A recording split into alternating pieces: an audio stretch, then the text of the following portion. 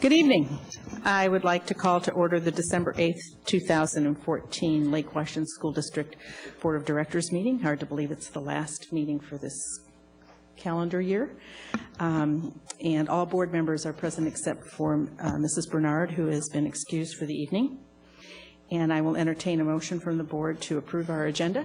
So moved. Second. All those in favor, please say aye. Aye. Aye. Any opposed?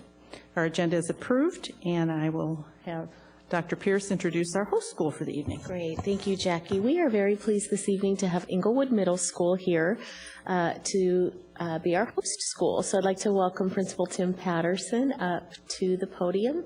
And Tim, if you just remember to hit the little button on the microphone, it'll work. And just so you know and everyone knows, we've got your presentation here on the screens in front of us, so we're able to see what's on the big screen right here. Okay. Thank you very much. Thank you, Dr. Pierce, and thank you to the school board members who spend so much of your time serving Lake Washington School District and the students in our community. I personally genuinely appreciate your efforts. I'd also like to thank the audience for coming here and showing an interest in our students and being advocates for kids. I would like to thank my two assistant principals who came this evening. Mr. Dahl, Christian Dahl. Mr. Dahl, please stand up, take a bow. Mr. Dahl is brand new to Englewood, so I really appreciate him coming. And Mr. Mark Bloomquist from formerly at Carl Sandburg Elementary School is serving now at Englewood. So I certainly appreciate them coming to Englewood, or to the Englewood Middle School host night. So one of the things I often get a question about, especially from new parents, from parents of current 5th grade students, is what is Englewood really like? Well, my standard answer is our first thing that we do at Englewood is we want kids to love coming to Englewood. We want, and we'll talk about that more in just a second, we make every single effort we can to be proactive and solve problems before they happen. Student leadership activity and athletics here at Englewood are very successful programs, and we are an inclusive school. Our focus, both for our students, and I'm blessed to have a very focused student body that is focused on academics as well. I guess the last thing that that we're proud of at Englewood is that our teachers work in teams to improve student learning. So, students love Englewood. One of the things I tell parents is I want students to enjoy Englewood so much that on the very first school snow day that we have, that they are angry that they can't come to school. And we occasionally meet that goal. Student leadership plays a significant role in our decision-making process and culture building. We have a student leadership class.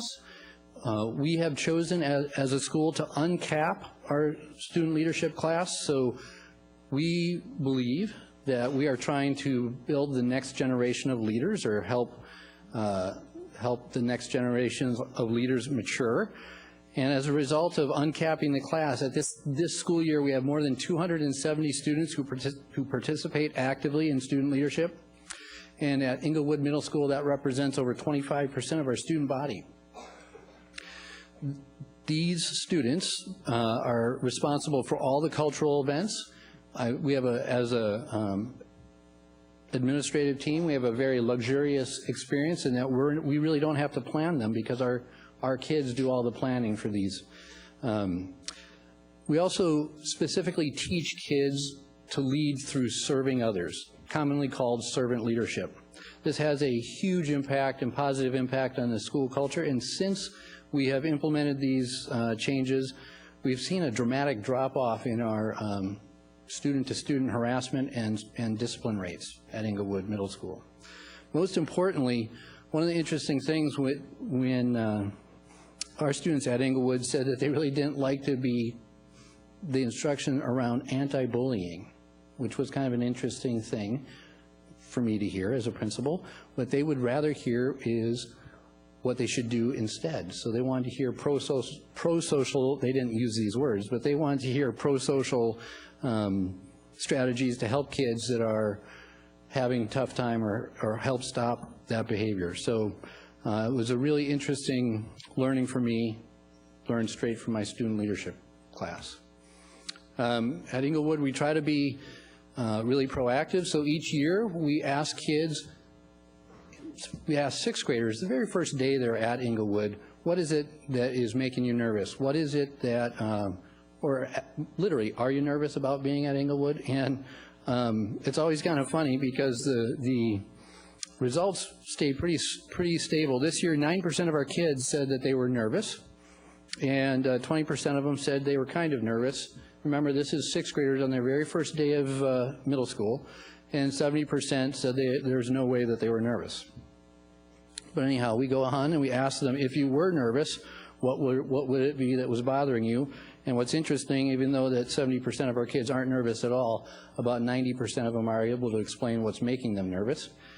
And the biggest things that they list are getting lost, and they're afraid of our bus situation, and I'll explain that in just a moment, and lunches, which is not something that I would think would intimidate kids, but that is in fact what bothers them. So we have a huge effort, again, from our student leadership, our senior statesmen, our student leadership kids do a lot to help our new kids learn the school and figure out how to get around. We also have a day that it's our first day of school, is we tell kids it's our day to be lost, and we wander around and find our classes and start our classes, but it's okay to be lost. That message is said over and over again. One of the things, if you can imagine, on the very first day of school, as a sixth grader, you get there and there are 15 buses. They all look the same. The drivers change from morning to afternoon, and where your bus to go home is in a different spot than it was when you got dropped off. So when you have over 1,000 students to ride the bus, this creates a significant challenge to help kids find where their bus is. One of the things that's really interesting is sixth graders at the last, and this is a critical moment for us because this is when kids kind of decide how their first day of school went. And so we have developed, over 4 years, we developed a program that we like to call No Child Left Behind. And that program is our effort to get every single student on their school bus in 5 minutes on the very first day of school. And this year we succeeded. In 5 minutes we got every single child on their school bus. And remember, we're talking about 1,000 kids on the right bus, and they all went home without any tears, which frankly is a huge accomplishment, and I'm very proud of my team for being able to do that. What that does, that's a very small thing, but what that does is all our kids went home that day without having a traumatic experience to finish their day. So another example of us trying to be proactive at Inglewood Middle School is how we try to build our academic programs on a research basis. And one of the things that we do for our sixth grade students is, well, first of all, we realized through research that transitioning from elementary to middle school is a very difficult thing to do. So we try to minimize the number of students, or excuse me, the number of teachers that students see. So students in sixth grade see a total of 4 teachers, and they stay together for their language, arts, social studies classes. They stay together for the math and science classes, and that same cohort of students stay together. So if you're in your class of 25 to 30 students, that group stays with you for all of your academic classes. And after that, kids participate in something called core enrichment. Core enrichment is something we're proud of, and it's, again, our effort to be proactive, and that's where kids that understand the material that we're working on in school, they get enrichment activities, and that's the opportunity for the teacher team that works with these students to also take the kids that are struggling to learn the concepts that we're teaching on that day and reinforce them and help them get up to speed before they're behind. And last, we have our PE and elective programs. One of the things I'm very proud of at Inglewood Middle School is we are an inclusive school, and we're absolutely committed to serving all students. That ranges from students that are profoundly impacted by special education, or profoundly impacted by their disability, to students that are profoundly academically gifted. Instruction is differentiated in every classroom, And this allows students that struggle and students that are very academically gifted to be in one classroom. One of the things we really discourage at Inglewood is ability grouping students. We try to keep all students in the same classroom and find that we do, lots of kids can learn lots of lessons that are both academic and social at the same time. This means that our practice is to push kids in, rather than a pull-out model of special education, we practice a special education push-in model. This might be where we have, for instance, some of our math classes, you'll find that have two teachers in them. One is a regular ed teacher and one is a special education teacher. Last is one of the final things I want to tell you about tonight is how our teachers work in teams to improve student learning. So I was very lucky to be invited to a professional learning community conference put on by a gentleman named Rick Dufour very early. A woman named Christina Thomas, who's the current principal of Lake Washington High School, invited me to that. And it was a transformational conference for me to go to because it helped me see how teachers can help themselves and help solve problems that are happening in our school, and that the answer really is not going to come from outside. The answer is from within. This really, and over the years, both the state and the state has transitioned to kind of PLC culture, and Lake Washington School District has transitioned to what we call PCCs. All this positioned us very well, and I'd like to share with you a couple of exemplars of what teachers did to meet their goals, their student growth goals last year. So I'm going to start with our 8th grade language, art, and social studies. We had an interesting problem. We had pretty successful at Inglewood at helping kids read. All right, if you looked at our MSP scores, you'd see for over about 10 years that we've been about 80% or 85% or higher on our MSP reading scores. That's the percentage of students that are meeting our standards. We really wanted to push beyond that, and we were kind of stuck at that number. So we really focused on reading in the 8th grade. So the team decided that they really wanted to make a really far-reaching goal. They did some research on goals, believe it or not, and they found that setting a goal that's really, really hard to reach, that has a high likelihood of failure, actually causes you to learn a great deal more, and you may fail to achieve the goal, but you're going to achieve a lot, you're going to learn a lot more as you go. So they decided to set the goal of getting every single 8th grade student to standard by the end of their 8th grade year. So to do that, the team developed an evaluation strategy so they knew where students were currently, and decided when they knew what the standard was for success. They developed methods for tracking student progress and developed instructional strategies. So one of the things that is rather incredible is there's hundreds of 8th grade students at Inglewood, and each one of them, their reading ability was closely tracked, and if when you were tested you were below standard, there were some very minor interventions that were tried. But you can see we tested kids using 3 different measurements, 3 different measuring tools: the maze, the star, and something called EasyCBM, or classroom-based measurement. This is an example of one teacher's data chart, and you can see that the important thing here is that they measured where students were in the fall, in the winter, and then again in spring.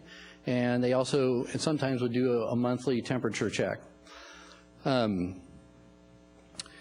So in order to help kids learn how to read, one of the things that happens in lots of secondary schools is we kind of presume the kids already know how to read. And that's kind of that's not really true. So we have really focused on finding reading strategies that were engaging for 8th grade students that were already strong readers. And one of the things we've landed on is annotated reading strategies. So if you go to Englewood and walk around and watch kids read, they're going to have Post-it notes sticking out of their books all over the place. And kids use Post-its to park ideas and questions they have so that they can be active readers. We also took something called the Comprehension Toolkit, which is which has been provided by Lake Washington School District as a safety net curriculum, and we find that we present it to all kids, and all kids benefit from this. So we don't limit it to our struggling readers. We present it to all of our kids. And finally, we intentionally teach our active reading strategies and use document-based questions, which require close reading and answering questions using and defending your opinion using facts from articles. We also developed several reading intervention strategies. Probably the most powerful was just having parents involved and let them know where their students stood with reading. We found a lot of parents were surprised to find that their child was below grade level. So just having a face-to-face conversation with parents of struggling readers, we did a lot to help us. We also gave those parents suggestions on what they could do to help an adolescent reader, which can be a difficult animal to encourage to read more. And we had 8th grade reading days where the entire 8th grade LESS team pooled all of their teaching resources and helped kids and broke kids into ability groups and really focused on our struggling readers. The last thing is we have, at Englewood, we have during something we call sustained silent reading, kids that are struggling and participate in something called review and practice. We call them RAP sessions. So those struggling readers participated in lots of RAP sessions. 8th grade math did a very similar process, followed exactly the same strategy, developed evaluation strategies, how we're going to track kids, instructional strategies. They did a complete curriculum audit of what the experienced curriculum was at Englewood Middle School, because and through that we learned that we had kind of drifted from our adopted curriculum. So we refocused ourselves on the adopted curriculum. We went to Evergreen Middle School, who has a very similar student population, but they had been beating us the last couple of years on math scores. So in a friendly competition, we wanted to beat the socks off them. So we went there, and we're very pleased that they just opened their doors and allowed us to observe their classrooms several days, and we learned an awful lot from them. The last thing that the 8th grade team did was to implement IXL, a web-based math practice service that we use. One of the things, and then we had a math intervention strategies as well. One of the things that we're very proud of at Englewood this year, we did when we purchased when the Lake Washington Schools Foundation purchased the IXL summer program, or excuse me, IXL program, we learned that it was a year-long subscription, not just a 9-month subscription. So we immediately got a math summer program going, and I was shocked that this summer, 800 kids at Englewood participated in logging on to IXL and solving math problems. There was absolutely very little in the word other than encouragement from their principal to participate in this. At the end of the summer, over 450,000 math problems had been solved by about 800 kids. Those math problems went all the way from about 6th grade math, 5th grade math, all the way up to, we had kids working in geometry problems. So it was really quite interesting, completely voluntary. I just want to celebrate the success that both these groups shared by really focusing on kids, by really looking at data even when it hurt.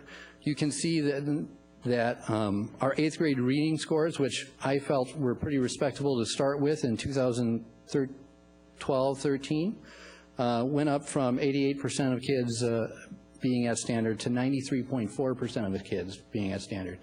What my language arts social studies team is most proud of, though, is not how many kids were at standard, though that's really important. they're really proud of their work to get more kids to level 4. So last school year, in the spring, over 75% of our kids were considered level 4 readers according to MSP, and they were really excited to see that. The same is true with our math department. You can see that we had a dramatic increase in our score. Now 86% of our kids met standard. We're still like 1 point. Evergreen's still beating us by 1 point, but that's okay. We'll get them next year. But again, the thing that the math team was most proud of is their work and getting over half of our students to be level 4 math, achieve a level 4 math score on MSP. So as a principal, I too am very focused on data and using data to help kids learn and help our teachers learn how to help kids. And I appreciate the opportunity to share a little bit about what we do at Englewood. And again, want to thank you for your service to our community and to students.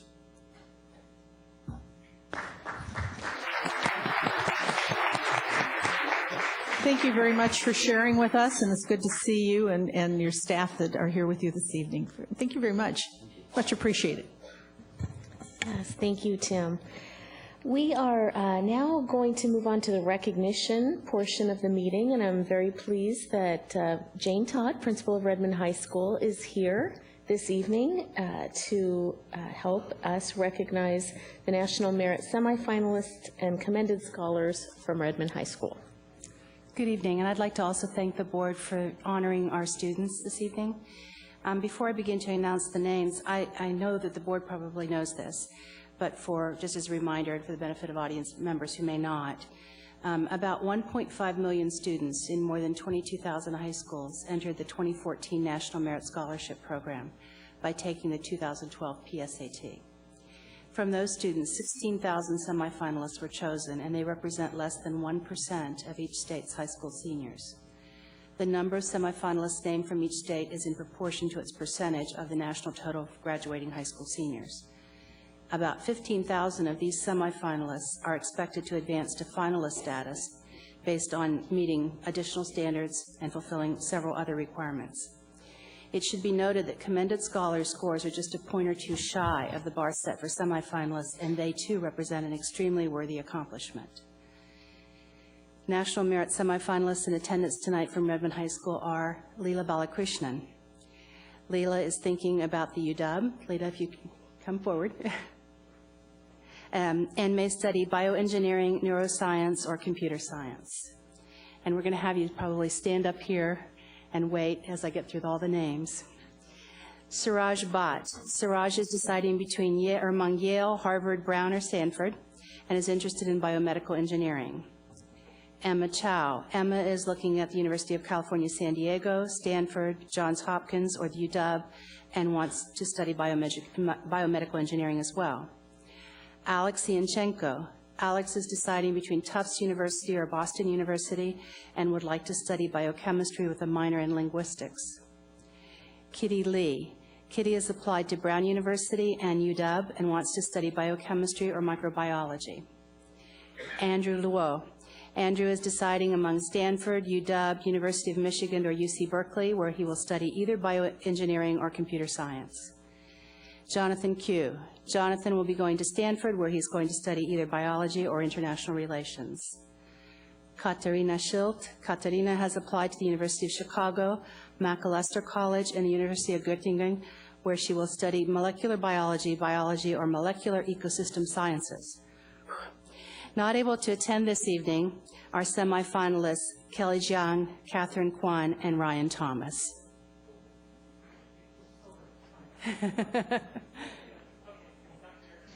And smile.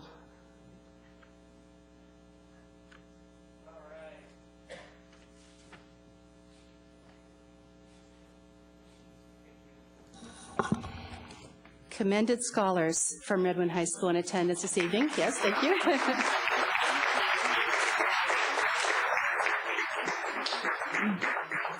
Are Cameron Ashton. Cameron is deciding among SPU, UW, or Baylor, where he wants to study biostatistics. Stephanie Chan. Stephanie is looking at UW, University of British Columbia, or the Art Institute of Seattle, where she wants to study video editing, computer science, or math. Joy Fay. Joy will be attending the University of Washington, where she will study something in the science field, possibly biology. Anthony Krzyzewski. Anthony is choosing among Gonzaga, University of Southern California, or Syracuse, and he would like to study business administration. Lauren Martini. Lauren has applied to Stanford, UW, and UC Berkeley, where she would like to study astrophysics, biomedical engineering, or computer science. Hayden Martz. Hayden has applied to University of Alabama, Arizona State University, and UW, and he would like to study computer science and electrical engineering. Trent Ollerenshaw. Trent will be attending UC Berkeley, where he will study chemistry. William Rail. William will be attending West Point or UCLA, where he will study economics. Inga Schernet. Inga will be deciding among a number of universities, including NYU, Western Washington University, and Arizona State, where she will study business. Michael Vaschillo. Michael will be attending the University of Washington, where he will study physics. Commended scholars not able to attend this evening are Purnima Dani, Shannon Lee, Kana Moriyama, Julian Pradeep, Mimi Ruo, Wesley Werner, and Helena Zhao. Congratulations to you all.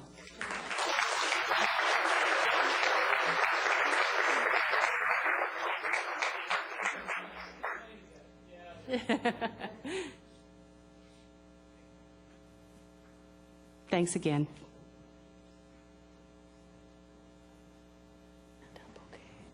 Yes, yeah.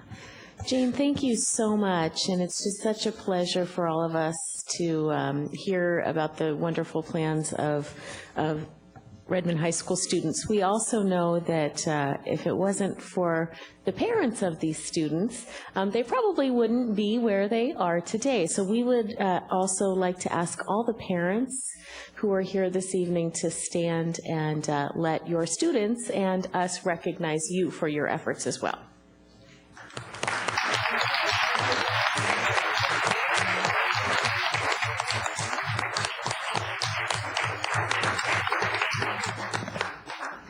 And we thank all of you for taking time to come this evening and let us recognize you. And I know you're all very busy. I imagine a few students might have some homework that they might want to do tonight. So we're going to take a 5-minute break and allowing anyone that needs to go home. You're welcome to stay. We aren't throwing you out the door. But if you would like to go home and get ready for tomorrow, and our administrators who might want to prepare for tomorrow's work too.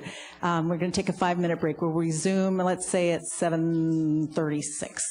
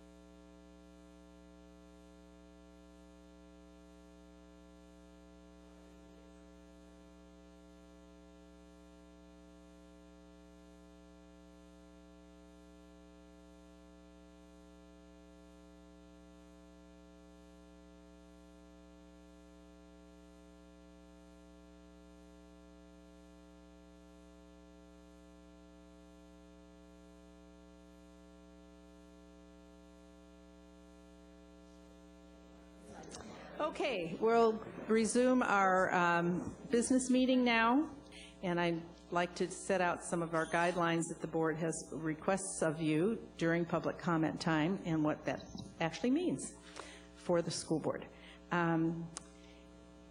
First off, when your turn comes, we'll ask you to step to the center podium, and at that time, if you would tell us who you are by name and what attendance area of the school district that you live in. You have a maximum of 3 minutes to speak. We have a system over here. Vanna, will, a.k.a. Chris. When the yellow light comes on, it means you have 1 minute left, and when the red light comes on, it means your time is up. And I'm going to hold you to the red light because we have a number of speakers tonight, and we do still have quite a bit of business to do for the evening. And our board practice is that we do not comment back to the public. This is your opportunity to speak to us and share your thoughts, but it's not a give and take and dialogue time for us. We do have a number of people in the audience tonight that are here to speak about some concerns about students and student issues. And just because we're not commenting doesn't mean that they're not important to us. So I don't want that message to come across that, you know, the board doesn't say anything, therefore they don't care. We do. We take it all seriously. We will listen to what you have to say to us, and it is important to us, not only to us, but also to our superintendent. One thing you may not know, and just to let you know, is that there are federal laws that do protect the privacy of students and their families, and so therefore, as far as public comment goes, the board is not allowed to actually speak about any student disciplinary actions in public. And we also are not publicly allowed to comment on any other kind of student matters that might be in litigation or things that are involved with legal process, and that includes any other things throughout the district that may be happening that have to do with legal issues. So those are things that we would not comment on anyway. But again, I just wanted you to know that when comments that you have to make to us, they are important to us, and we do listen to you. As I said, you have 3 minutes, so the first person to come, I'm going to do first names. I apologize if I mess it up, either because I can't read your writing or I don't know how to say your name, but I will do my best. So the first one is Adam. Yes. And I do have a number of people speaking on one topic, and so I'm going to limit that group to 30 minutes. And so once the 30 minutes is over, hopefully all of you will have had your opportunity to speak. If not, I'm going to just end that particular topic. So that group of people will be coming one right after the other. I'm sorry, thank you.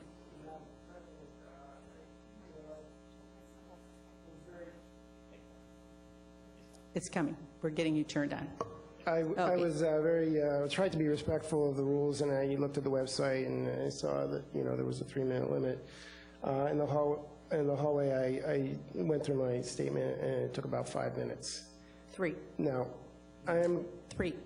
I am going to ask for someone else to cede their time to me. And I will that is only standard. allow that at the end if your whole time is not done. I'd rather let everybody have their opportunity to speak. So if you would like to be at the end and let someone else start, and then you can finish up the 30 minutes, that would be fine. So, Nairi? I'll go to the end as well. Tracy? I cede my time.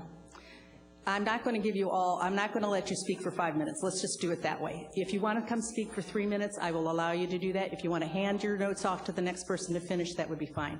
But I'm not going to have everybody, excuse me, I'm not going to have everybody come up and down and up and down. So please come up, say your 3 minutes, and then the next person.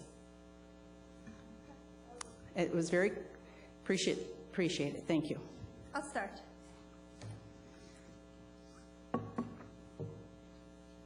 And then if I don't finish, I can come back at the very end and finish my statement. If there's time. Perfect. Thank you. My name is Nairi, and I thank you for this opportunity to speak to you as a mother. I have a beautiful 13-year-old boy named Nigel. This is Nigel. And he has autism. Everyone knows autism is a spectrum. And people have always asked me, Where does Nigel fall on the spectrum? I now say he's on the low end. I used to say he was mid-functioning. He was in the middle of the spectrum because everyone told me that. Everyone said that Nigel has great potential to be high-functioning, including the staff at Lake Washington School District. Nigel was teachable, trainable, flexible. When Nigel was first diagnosed, I sought the support group of women, moms of special needs kids. One of them, a friend of mine named Kathy, who's here tonight, had a son about Nigel's age, Ethan, and she told everyone when they asked her that Ethan was on the low end of the spectrum. About a year ago, they moved from Lake Washington to Bellevue School District. And she said perhaps it's a coincidence, but Ethan is doing so much better since the move. She recently posted on Facebook that Ethan now can read, is learning to read, and is learning to count. Nigel used to read and count. Not anymore. On Wednesday, Nigel refused to go to Inglewood. He refused to get on the bus to get to school and got very, very anxious. We called the school and asked to tell us what happened on Tuesday, and that's when we found out he was isolated for 36 minutes, locked up in a little room with no aides, no one hearing his screams. Perhaps they heard, but no one let him out.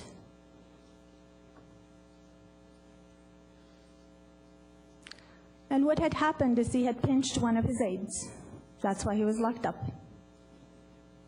Those aides are the same people who educate him as well as act as his bodyguards.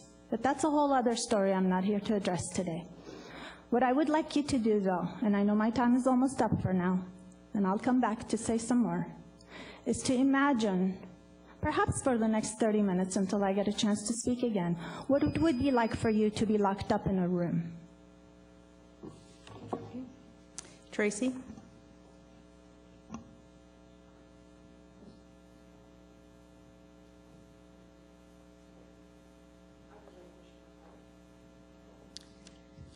Stacy?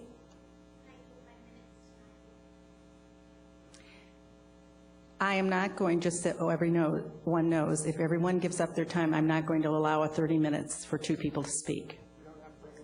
Excuse me. The policy is very clear, 3 minutes per person.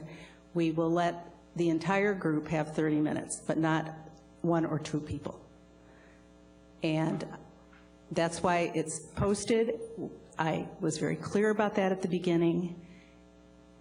You can say your things succinctly. You can also email us and do other things, but we do have other business to do this evening. I understand this is an important topic for you, but I truly would like you to respect our rules as well. Madam, I'll take my 3 minutes. Thank you. During the first 6 weeks of our school year alone, our son was forced into isolation 105 times. Don't tell me that was 3 minutes. No, she's just resetting, Thank sorry. you. 105 times in the first 6 weeks of this school year alone. Each time he was locked in a little closet-sized room with no furniture, visuals, or self-regulation aids. The longest reported isolation was 36 minutes, but many of them were contiguous, so he spent 20% of his school day in isolation on many occasions. Contrary to federal education laws and laws against discrimination, Lake Washington's policies authorize aversive intervention plans only for students whose behavior is impaired by autism, emotional disorders, or other disabilities. Incredibly, these punitive plans are not authorized for non-disabled students exhibiting the same exact behavior. This discrimination is harmful and needs to stop. Aversive intervention plans allow school employees to physically restrain students or isolate them in closed rooms, even when the students do not pose a danger to themselves or others. Aversive intervention plans are not necessary for classroom safety.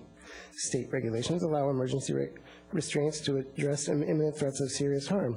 nor are such plans contemplated by federal law, as the state acknowledged when it revised special education regulations last fall. Now, look, some of you may know that I'm involved in a due process with a district.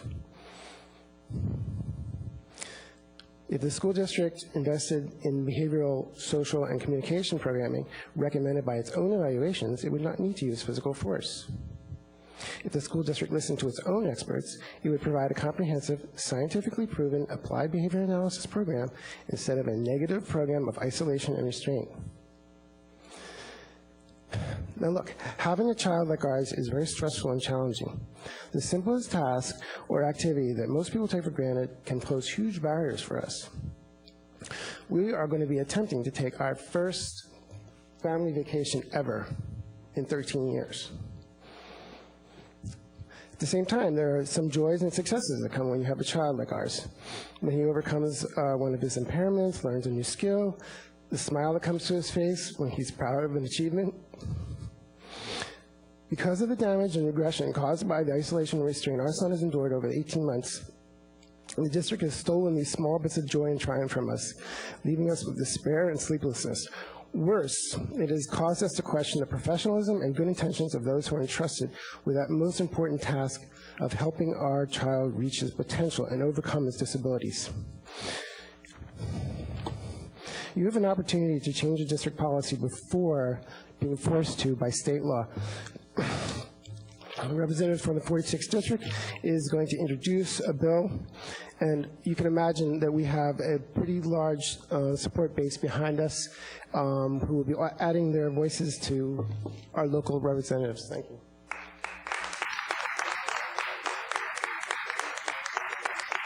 I'm sorry, Tracy, are you planning to speak? If not, Stacy? Mike? Okay. Darcy?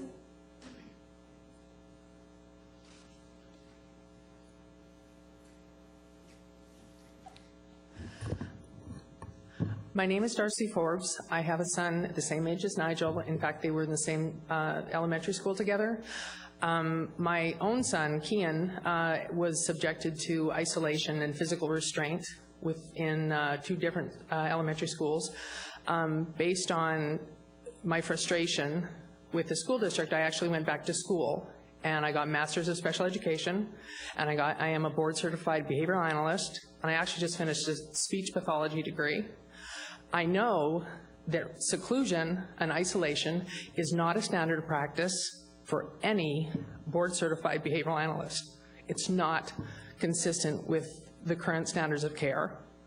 In order to even consider a punishment-based or a removal of the child, there has to be a complete functional behavioral assessment, not just an observation, not having somebody come in, take data, I see this, I see this, I see this. All behavior is communicative. All behavior. Pinching, there's something that child is trying to communicate. My son is, as Adam described it, on the low end. He is essentially nonverbal.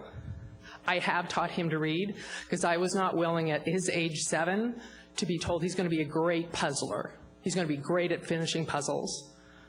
And the one thing that I've been continually frustrated with his behavioral plans is the focus on the reduction of challenging behaviors, aggression, and things that are disruptive to those people around him, but they don't focus on the replacement behaviors that we're trying to actually teach and give the child to be successful in their future and to actually get them to be the inclusive environment that we want for them.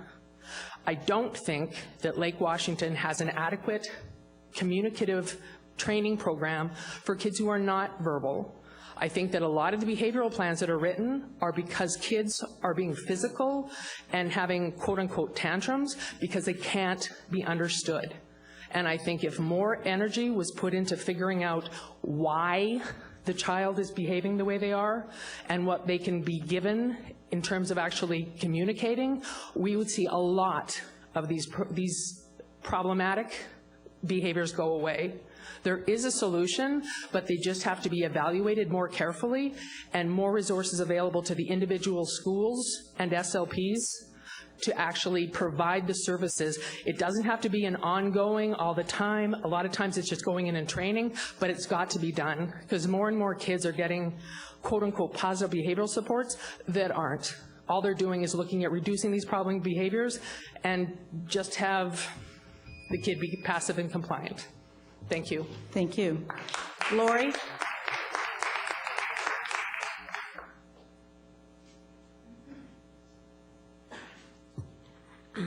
My name's Lori, and our son attended elementary school with Nigel as well, and I just want to let you know that to me, it appears that there is a systemic problem in this district with our special needs kids.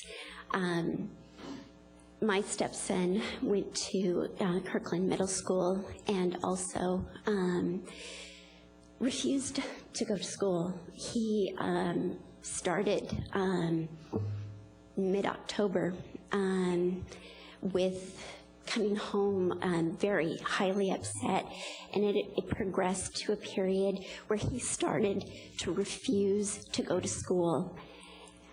When you have a child that is then functioning and that then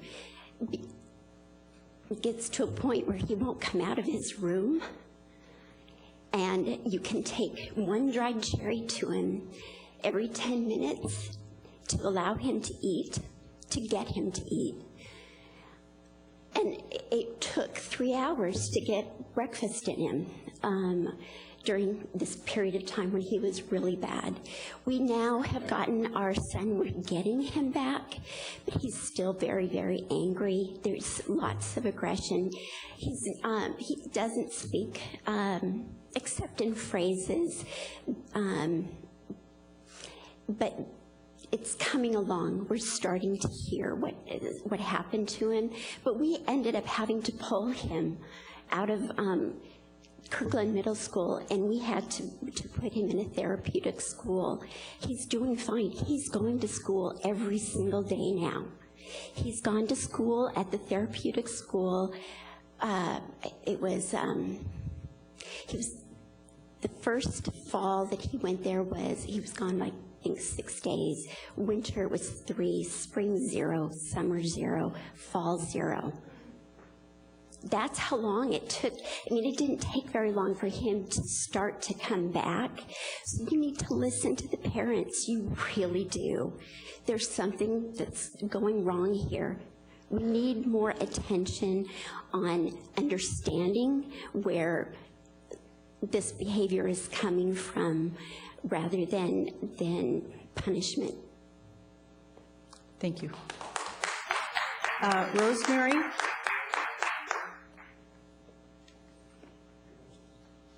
My name is Rosemary White, and I'm actually an occupational therapist who provided services for Nigel this summer in a summer camp, and I actually knew him prior to that when he was 3 years old.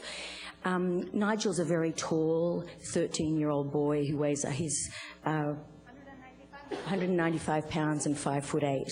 So he can present himself looking intimidating, and I think it does really, the factor that he can't communicate what he is really feeling inside can lead to frustrations.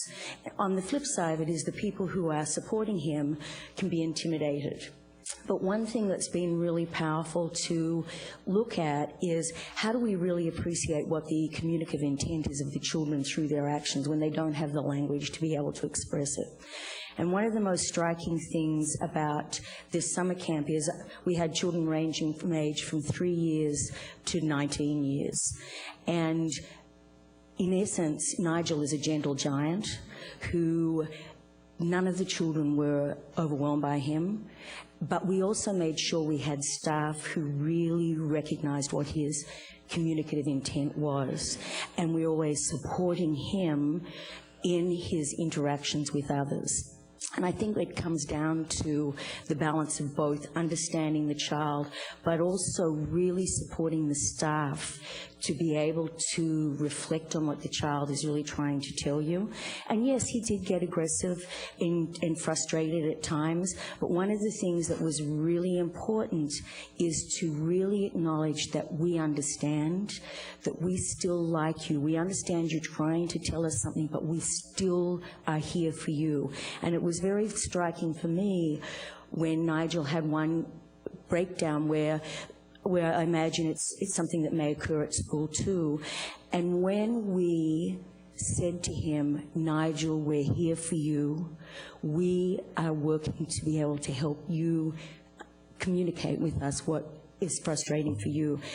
And him hearing that sense of our investment in him, he started to really settle down.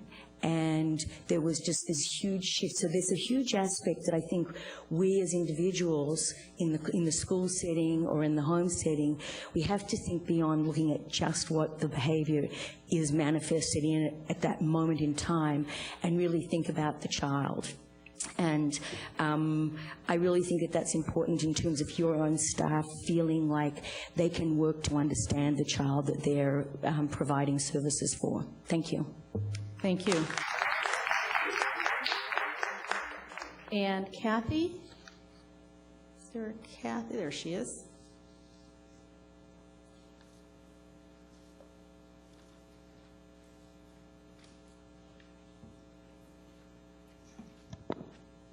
Hi, my name is Kathy, and I have a son, Ethan, and he's in 8th grade. I have an older son with autism as well, who's very, very high functioning, but Ethan is not high functioning. He's known Nigel since before preschool. And I have a typical son too, and I have worked for about 1.5 years as a paraeducator for Bellevue School District, and my son was going to, my middle son Ethan, he was going to Kirkland Middle School at the time. And I was so impressed with the program at the school I worked at, and where one day I had substituted at middle school. Just the programs over there that I had seen, I was very impressed.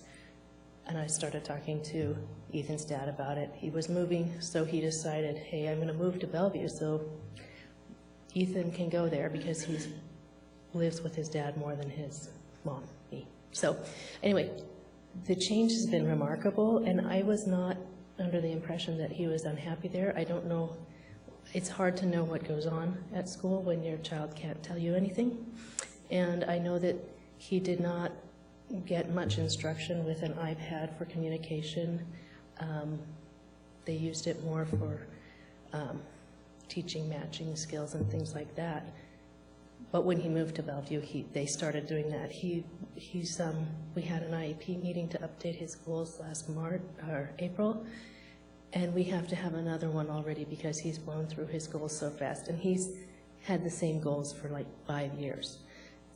So it does lead me to question, kind of what's going on, what happened, and I don't know if that's just him, or if it's, it could be coincidence. But I do think, especially as a paraeducator, it's the job of teachers to make sure that they don't get to that point of frustration that they would need to act out physically.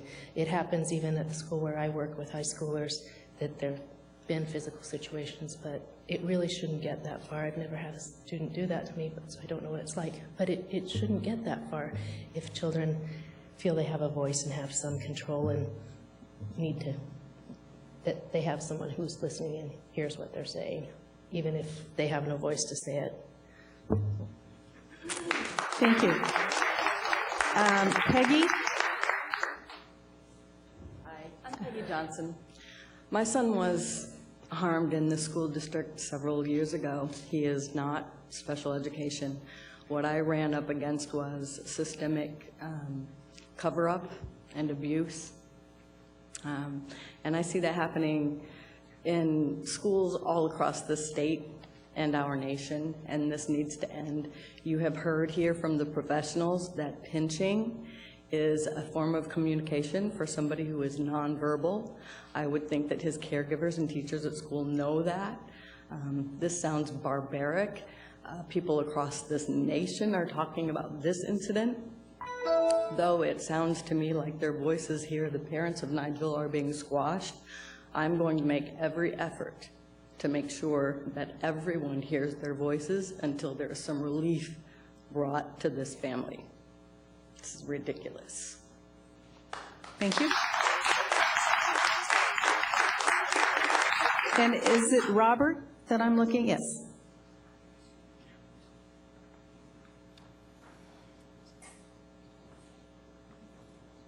My name is Robert Newfer. I'm a proud parent of an autistic child. Being a parent of an autistic child has made me a much better human being and a parent.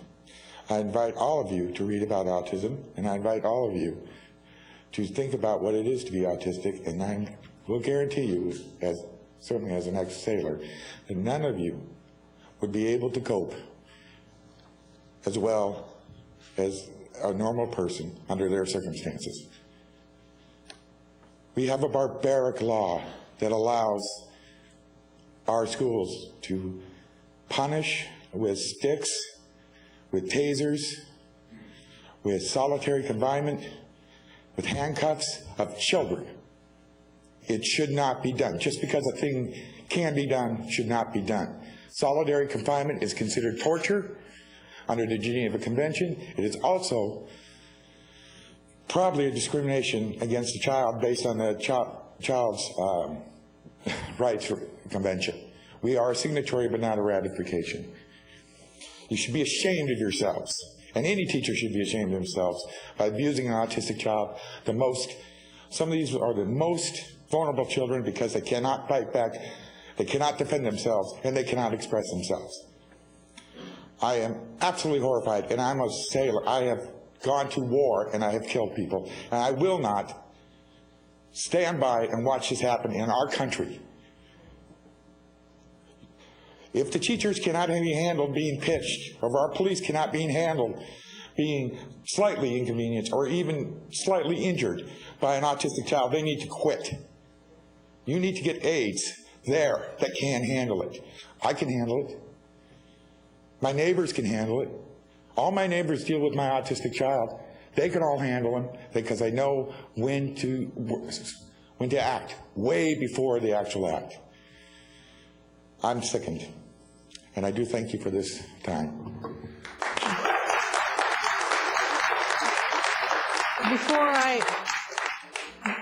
Charles, is this a topic you're speaking on as well, or do you have is yours on something different? Then would you come forward, please?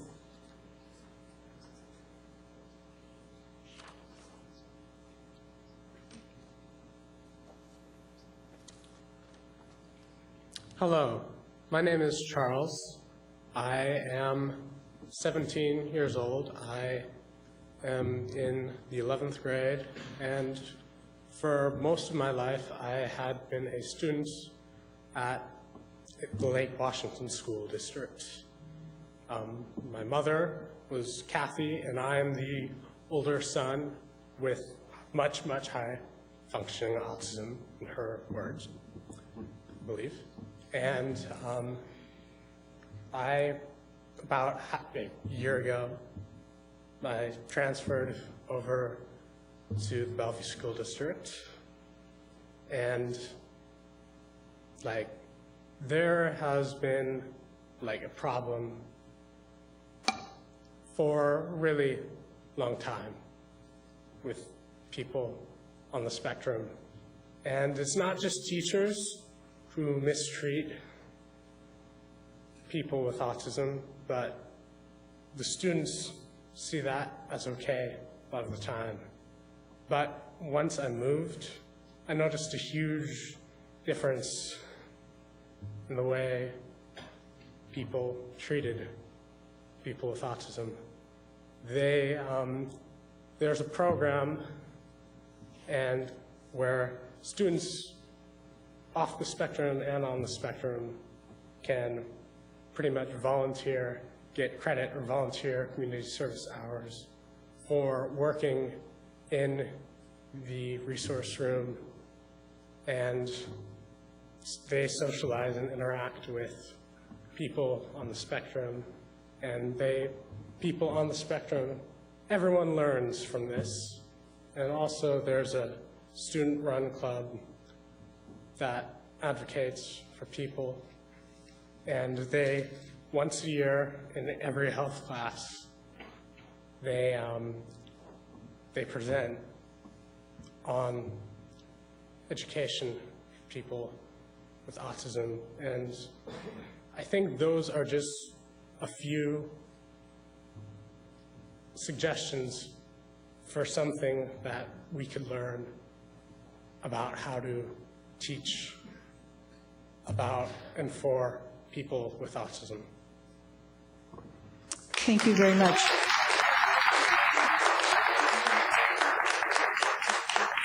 Was there anyone in the audience that didn't sign up on this topic that wanted to sign up? We have about 3 minutes left. Behind you. Okay.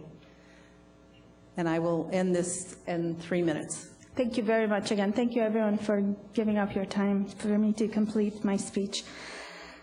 I left off asking you to imagine for a minute what it would be like if you found yourself in a room, a little closet-sized room with flickering lights.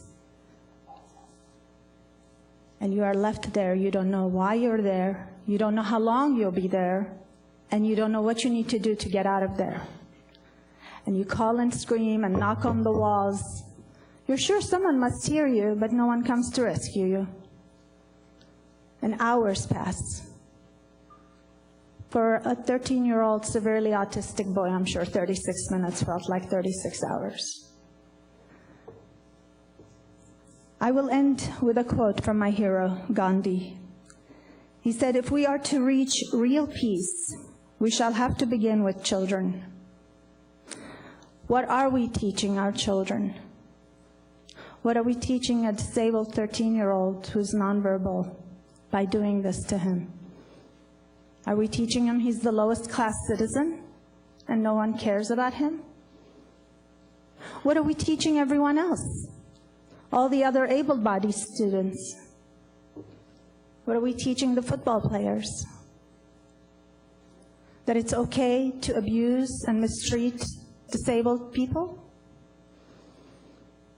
Is that the kind of school district we want Lake Washington to be? I ask you, ladies and gentlemen, to do the brave thing and look at the root causes and end this institutionalized abuse of disabled children so that the horrific events like the one we had in Juanita High School don't happen again. One more thing I will add. Here's a tool that we give Nigel when he's pinching. He's frustrated because we couldn't understand what he's saying. It's a squeeze toy. The school refused it because he might throw it at somebody. He's never done that, and he has, in fact, as others have said, never hurt another child. It's a tool that works. We have a choice. You have the power to decide, and I thank you very much for your time. Thank you. The next person to come forward is Alina. Hello, my name is Elena Gavris, and this is my, I don't know how many times I already communicated with the district, and I came, it's not my first time to make a public speech. I believe my happiest day will be when that will be the last day I see the school. My son is senior in the East Lake High School, and since he moved 2 years ago from another country, we have ongoing problem. No issue was resolved directly with the school, just with the involvement of the district. That take months, pages of emails, meetings, phones, conversations.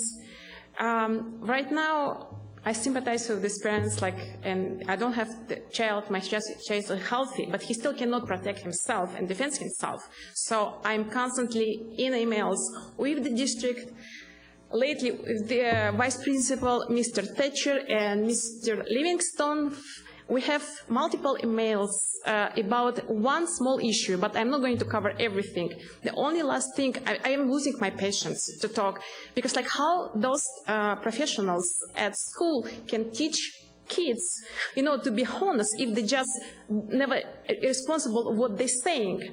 The only simple thing, since I don't have much time, he needs to, one of his last graduation requirements, it's the end of the course exam. I asked it for the support because like it was mess of his courses.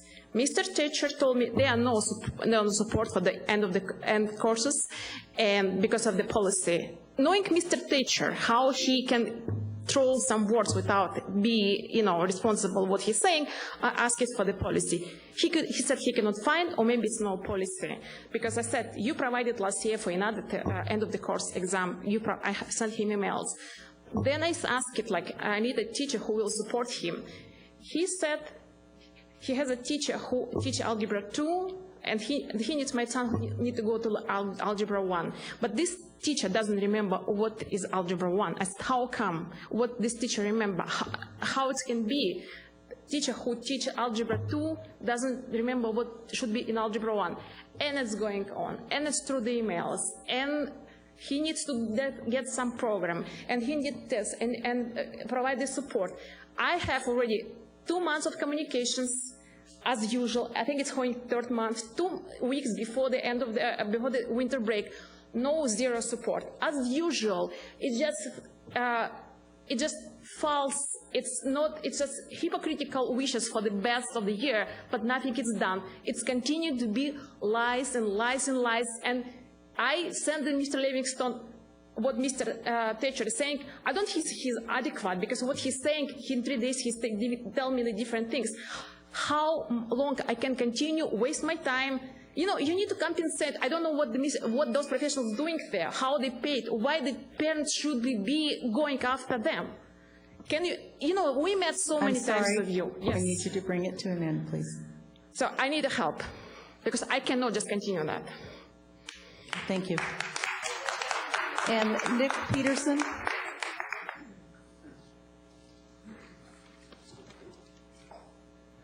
My name is Nick Peterson, and I'm speaking on behalf of the Juanita football team, as well as some Juanita football parents. As many of you know, there was an awful incident that took place in late October at Juanita High School involving an altercation between a group of students.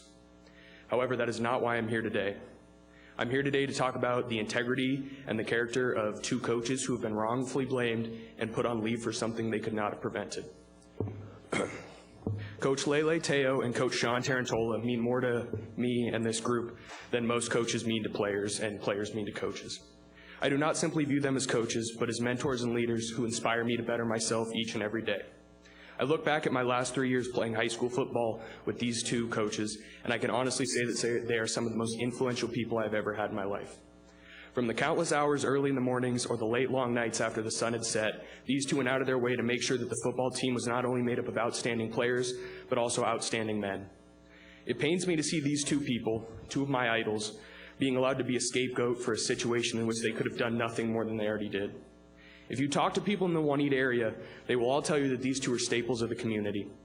They both work at the schools and are well known and liked by students in the Juanita region and serve more than their purpose as football coaches to schools and communities. I have never grown more as a person under the supervision of anyone, and I can be sure that I would not be the person I am today without these 2 people.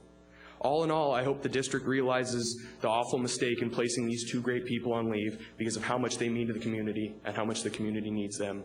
I also hope that everyone here today realizes that the actions of small portions of people cannot accurately represent an entire population because these 2 have affected more lives positively than can ever be expressed in any speech. And to place the blame on 2 people who did nothing wrong is absolutely wrong and not okay. Thank you for your time. Thank you. And that concludes our public comment time. And we will move on to our next item on our agenda, which is our consent agenda. If they would like to, they may. Yes, if you want to. I know you all need to go home and study, too. Get ready for tomorrow. Give you a minute to go out the door.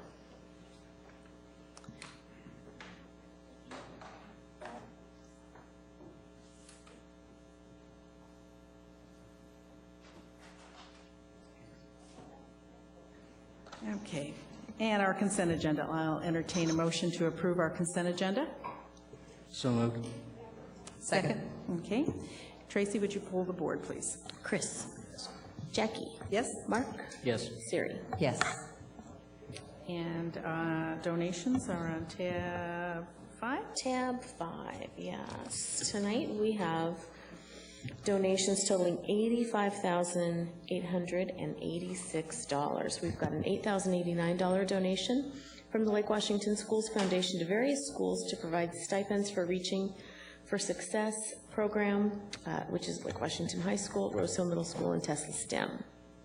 We have a $9,160 donation from the A.G. Bell PTSA to Bell Elementary to purchase a reader board, $1,083 from the Helen Keller PTSA to Keller Elementary to support their library, $10,852 from the Lakeview Elementary PTSA to Lakeview Elementary to provide stipends for Leadership Choir and Math Olympiad, to support the Scholarship Fund, and to purchase art playground and emergency supplies. $3,500 from the John Muir Elementary PTSA to Muir Elementary to support academic enrichment. $2,000 from the Redmond Elementary PTSA to Redmond Elementary to support field trips. $1,167 from the Rose Hill Elementary PTSA to Rose Hill Elementary to support the library and to purchase art supplies. $1,094 from the Samantha Smith Elementary PTSA to Smith Elementary to purchase a sound system. $3,397 from the Inglewood Middle School PTSA to Inglewood Middle School to purchase equipment for their robotics club and to support language arts. $1,936 from Renaissance School PTSA to Renaissance School to support field trips. $8,706 from the Redmond High School PTSA to Redmond High School to purchase motion detectors for physical science, books for the library, lenses for photography class, greenhouse lights for their aquaphonics project, a monitor for the Career Center, and equipment for a video production class. $23,647 from the Tesla STEM PTSA to Tesla STEM High School to purchase graphing calculators, cameras, monitors, and hardware for the yearbook, to purchase programming objects for computer science, a microscope, cameras for biomedical engineering, periodicals for language arts, printers for engineering and physics, and to support participation in the Model United Nations Conference, Safe Schools Ambassadors program, and the Seattle Biomed site exploration. $2,544 from the Eastlake High School Volleyball Booster Club to Eastlake High School to provide funds to support compensation for volleyball youth camp.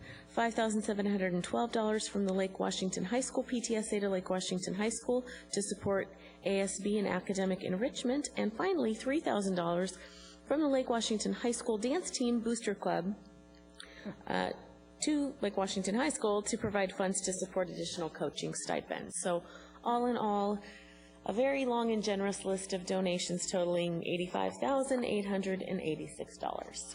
I think the number gets bigger every month or every meeting. Yes. Thank you to all of the generous donations for supporting our schools. I know they're very much appreciated. Our next tab is on policy change for graduation requirements. Yes, I'm also going to ask that we move superintendent's report up on the agenda because I've asked Matt to share, as part of superintendent's report, the changes in the high school graduation requirements, some information that was previously shared in a study session materials with the board, so we could present that information to the community as well, and a recommendation from our Level 5 task force that's embedded here in the new policy. So the situation recommendation is under tab 6, and just to summarize, we have made revisions to policy IKFR, the procedure actually with respect to graduation requirements. They're being presented for the board's approval this evening. Changes to the policy include some organizational improvements to make things a little bit clearer, and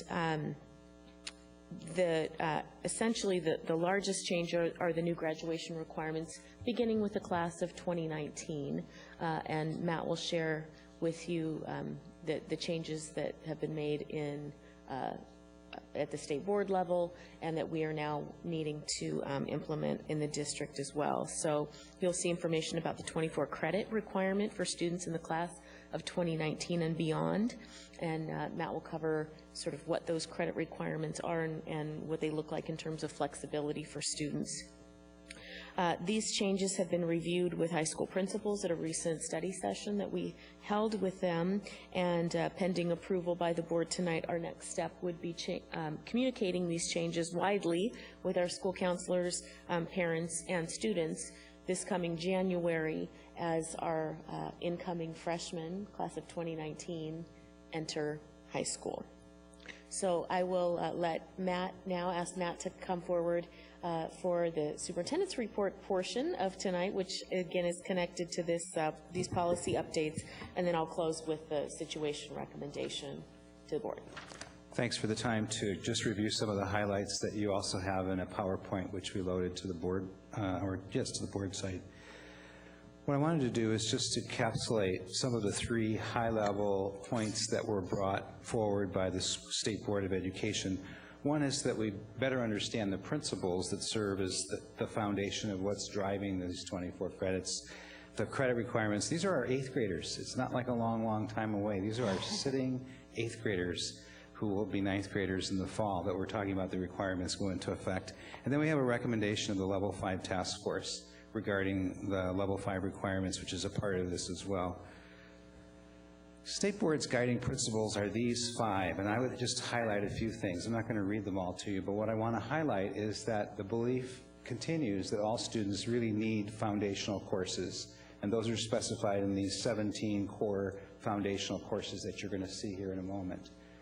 They also are requiring continued focus and emphasis on STEM, 3 credits of which are in math, and 3 are also in science as well. High school electives are not only important, but I think they're going to be moving to front and center as they're connected to 2 things, the High School and Beyond Plan, which is clearly taking on more significance for course planning, not only in the 4-year plan, but also specifying what a student plans to do after high school is becoming more explicit with the personalized pathway that you're going to hear more about. Finally, the last point, which is that all students are preparing for a life after high school. I always like that idea that it's not just ending at the end of high school. It's to graduate, but it's to graduate with a goal and a plan in place for what they're going to do post-secondarily. 2 ways of looking at this. One is through this rather linear graphic, and then the second in a moment will be through this visual. But I just want to take you through where we are currently in Lake Washington with our credit requirements for the 2015 class. That's our current seniors on the left, then our juniors and our sophomores and our freshmen currently, 2016 through 18 to the right of that, and then the class of 29 to the final right of that. So you can see what we already have in place are the 22 credits. It will be 24 for us with our current class coming in of 19, class of 2019. The change off to the right are the 2 labs in science, from 1 to now 2, from 2 credits of science to 3. We'll be seeing what the definition of lab means in one of our later slides. We see that you maintain credits in the other areas, and then you drop to arts, and you'll see that one of those, first of all, it's been increased to in an art, but can be substituted through the personalized pathway requirement, which is asterisk 3 times. The other area, which is a world language requirement, has been 2 credits, is now also allowing for flexibility that if it's not in the student's high school and beyond plan, the student may substitute that for something else that's within the plan. Again, these are not... And just to highlight, I want to interrupt to clarify that that is our current practice with respect to world language, that students can substitute those world language credits for their high school and beyond plan, so there's no substantive change from current policy. Right. Thank you for that clarifying point and making that more explicit. If we look at the amount of credits of the total 24, 17 of them are mandatory, including the 3 credits of science, which I mentioned, 2 of which need to be a lab science. 7 of the credits are flexible, and those include the 4 electives, the 3 personalized pathway credits that I pointed out, that are chosen by the student as part of the High School and Beyond plan. And also a piece now that's in our policy around the ability to waive and with policy language now on 2 credits that may be waived for these unusual circumstances. And the WAC required us as a district to define what unusual circumstances means, and that's in our policy. And I'll point that section out. I don't know that I actually have that in the slide, but I can point out where is that. Is this substituting in courses, or is this a kid who needs credit retrieval, allowing a little flexibility? If you just hold that thought, he'll go through this, and then we'll take you through what we are proposing. I'm going to take you to the policy where that actually is stated. Yeah. If you're following the color codes on this slide, the blue stands for those 17 core foundational courses which are required.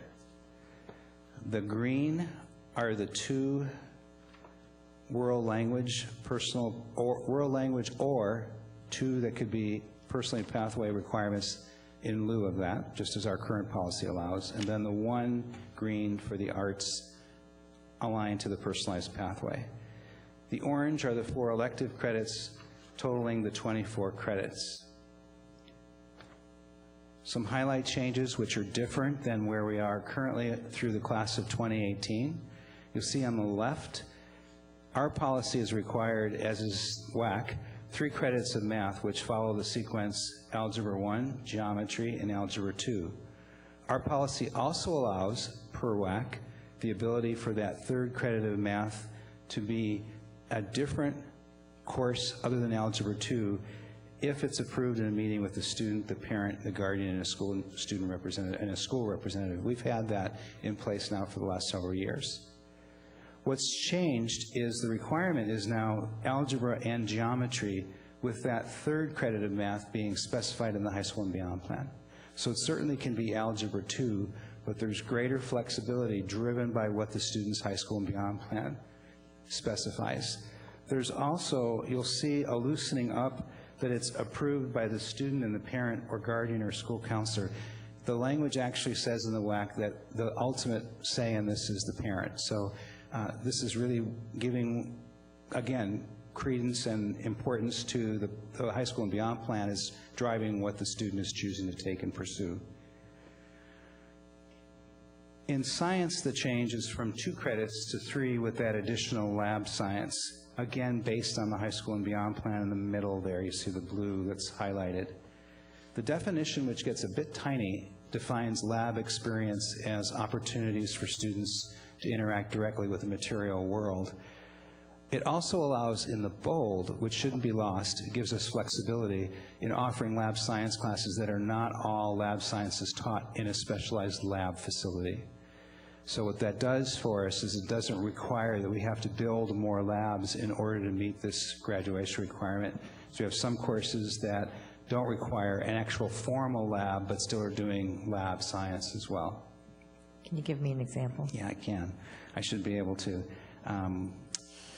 I have one on the top of my head. I'm struggling to remember the course name, but when we had this conversation with principals, this was very helpful for principals in that they said, oh yes, for example, we had this course called, and I'm struggling now to remember what it is, where students did exactly that.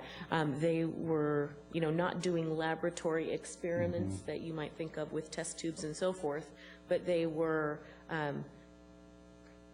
field experiences, maybe. Thank you, with the data. Environmental science. Yeah, and I'm sorry, I can't remember now the actual name of the course, but our principals could definitely identify courses that met a lab science criteria under this definition. I'd be curious to hear what they are at some point. Sure, tonight. that's great. We can I'm going to pull those up, because I should be able to say those just like that, and I wasn't able to. The State Board highlights student choice by seeing 4 elective credits plus the 3 personalized pathway gives the student 7 flexible credits within the course taking. So this PPR thing's coming down from the state? Pardon me? The personalized pathway requirements is coming down from the state level. It's not a local invention. That's correct. So all of these slides that Matt is highlighting right now, these are directly from the State Board. Yep. Okay, in that case, I'm not going to hold back. Slide 8 sucks. Whoever came up with something where the columns don't always mean the same thing and the rows don't always mean the same thing and the rows aren't even proportional. There's 4 English requirements has the same width as 1 career and technical education should be shot. This is slide 8. Okay. It's not him. You're not going to shoot Matt, though. No. Thank you. As long as it's not your slide, I didn't make I'm these gonna slides. make that Yeah. statement. I stole them. We stole them. We borrowed them. Okay. The last slide has a lot of information on it, and I apologize that there's so much teeny print. It's emphasizing STEM and career and technical ed course equivalencies. That has not gone away, and so it's actually increased the opportunities for career and technical ed courses to be equivalent to courses that are not CTE. We have a process, and we have had for several years a process in place annually where we have anyone in the system can submit a course that they feel would be equivalent to a CTE course and vice versa. And there's a process for making those equivalent, and that will continue. You'll also see in the fine print that the Office of the Superintendent of Public Instruction will be creating a list of selected CTE courses that are considered equivalent, and we haven't seen that yet. We're told they're currently working on that right now. And Is there a target time frame for when they'll be back with it? I'm sorry? I said, is there a target time frame that the OSPI says they'll be back with that list? This year, this school year. Fiscal year? This actual school year in terms of for preparation for next year. I believe it was legislation that came through last year. That pushed it. And you could make me very happy if the CTE math includes statistics. So a couple of things before we move on to Sure. the next section. If you could turn to page 8 of 16 in the revised policy language that's there under tab 6.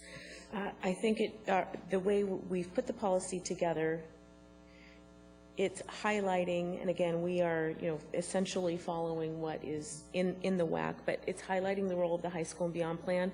And Chris, it's defining that personalized pathway, which is new terminology that's coming from the state board. So I just wanted to point that out, that the new section on graduation requirements is really leading with what's a high school and beyond plan, what are the requirements, what do we mean by personalized pathway, because then it's referred to in all subsequent sections of the policy on credit-based graduation requirements. The other thing I wanted to highlight was on page 11 of 16.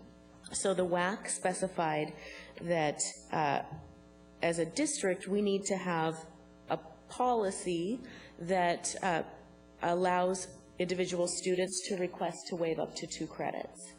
The law specifies that these 2 the 2 credits are specifically not the 17 core credits. So this is not meant in any way to reduce essentially the current, core graduation requirements. So a student could not, and the law specifies as much, request to waive your 2 language arts, English credits, or to waive your 2 science credits. Specifically, you can ask to waive 2 of your elective credits. So currently, there's a 22 credit graduation requirement. We're moving to a 24 credit graduation requirement. We're proposing that our policy specifies that individual students can request to waive up to 2 elective credits required for graduation based on unusual circumstances, which is the exact language from the WAC, and then the rest of the WAC says, as defined by local school districts. So we're defining unusual circumstances as emergency reasons, medical reasons, and or reasons which impede an individual student's ability to earn required non-elective credits. And essentially, like with many places in our graduation requirement policy, it's the professional judgment of the building principal to determine what constitutes emergency reason, medical reason, or a reason which would impede, that would warrant an approval of the waiving of 2 elective credits. So this allows for some flexibility in that there may be students who have been approved through this process with the building principal to earn 22 credits for graduation. Yes, this was a big discussion last year through the legislature. The school districts were quite active in having discussions around the 24 credits and being concerned that you might have a lot of issues. So that's where that 2 credit flexibility comes from. That's right. Okay. Okay. So any other questions, I guess, just on the credit piece before we move on to the level 5 piece? I just want to point out the frustration I have with unusual circumstances, because by definition, one can't define unusual circumstances, otherwise there would be usual circumstances or anticipatable circumstances. So I'm pissed off at the state for punting on this one in such a way that we can't even write language around defining it properly. Anything we can anticipate isn't unusual. That just ticks me off. Anyway. So Chris, I'm going to be chronically grumpy about this particular thing, Chris, but it's not your if they fault. could define it, they probably would define it incorrectly, so don't There's worry that. about it. So at least they dodged that The bullet. wrong colors in their slide would suck. Anyway. The goal is flexibility. Well, and I think it's part of what Chris is saying, he's forcing you to define it. Yes, which is impossible, because if you can, it's not unusual. Yeah. Because it really is kind of limiting. Acts of Because God shall include. something else may come out, you know, and you'd have to go, well, that's unusual, and if it's not written in there, is it not allowed? We could have a class That's the in exact slide thing. composition for you. In writing the policy and having the conversation with principals on this particular aspect, I mean, that was exactly it. We don't want to define to the nth what that means, and we also don't want it to just be something like, I didn't feel like earning 24 credits, right? And I guess maybe the only thing is if you want to leave this so it's not, you do have this tail end of it where it says and or reasons which could, but you could do an unusual circumstances that may include, so you're not limiting yourself to something that pops up that's odd. Because anytime you confine your definition, how do you, if you have something that a principal says, you know, this is an unusual circumstance and it's not exactly one of these, but if you say may include, as those are pretty close examples. But have a student moving into the district at his or her senior year, and it would be almost perhaps impossible to get X requirement or Y requirement to the mix in order to graduate on time. I can see that happening. And that could be an unusual circumstance, and it isn't here. So if you say may include, it's not limiting you to have that definition have some other things fitted. But so You have to this watch is it. what I was asking earlier. Fundamentally, this precludes the issue of, well, gosh, you failed half a course your freshman year. There is no option. You've got to get 24 requirements. That's not unusual. It's been done before. Right. If you've got leukemia, we might call that unusual. But, Right, and that's medical. Yeah. So. Just one thing to think about with that, knowing with other policies, is how will we look at ensuring it's equitably applied across our schools in our district? Because we have had issues in the past, and I can see that one having somewhere one school says yes and another one says no. So that would be the piece. Yeah. We had that conversation as well, and sort of inherently, if it's unusual, it's specific to that particular student, yet at the same time, we don't want it to be interpreted broadly in one setting and not another. So we will continue to work with our building administrators to ensure that there's shared, interpretation of this aspect of policy. Yeah. And, here it's written as medical reasons or emergency reasons. Honestly, I would say an unusual circumstance is a medical emergency. Right. Now, I just think back to the PE policies that were in place. Right. So. Yeah, got to kind of watch those, yeah. But as I said, I do think if you have the may include, it doesn't lock your hands for someone to have something that we have not even thinking of. Great. Well, Because it is unusual. Exactly. To the extent that unusual circumstances do occur, I would love to see something where on a regular basis we're informed of what unusual circumstances have been found, so that people can see what's happened before. Yeah, great. The other piece that we talked about, we likely won't have that data until these students are seniors, because we're not going to be entertaining unusual circumstances when you're a ninth grader, or you're, Right. Got to wait till you're a senior. Exactly. So we're probably not going to have that information for a For a few while. years.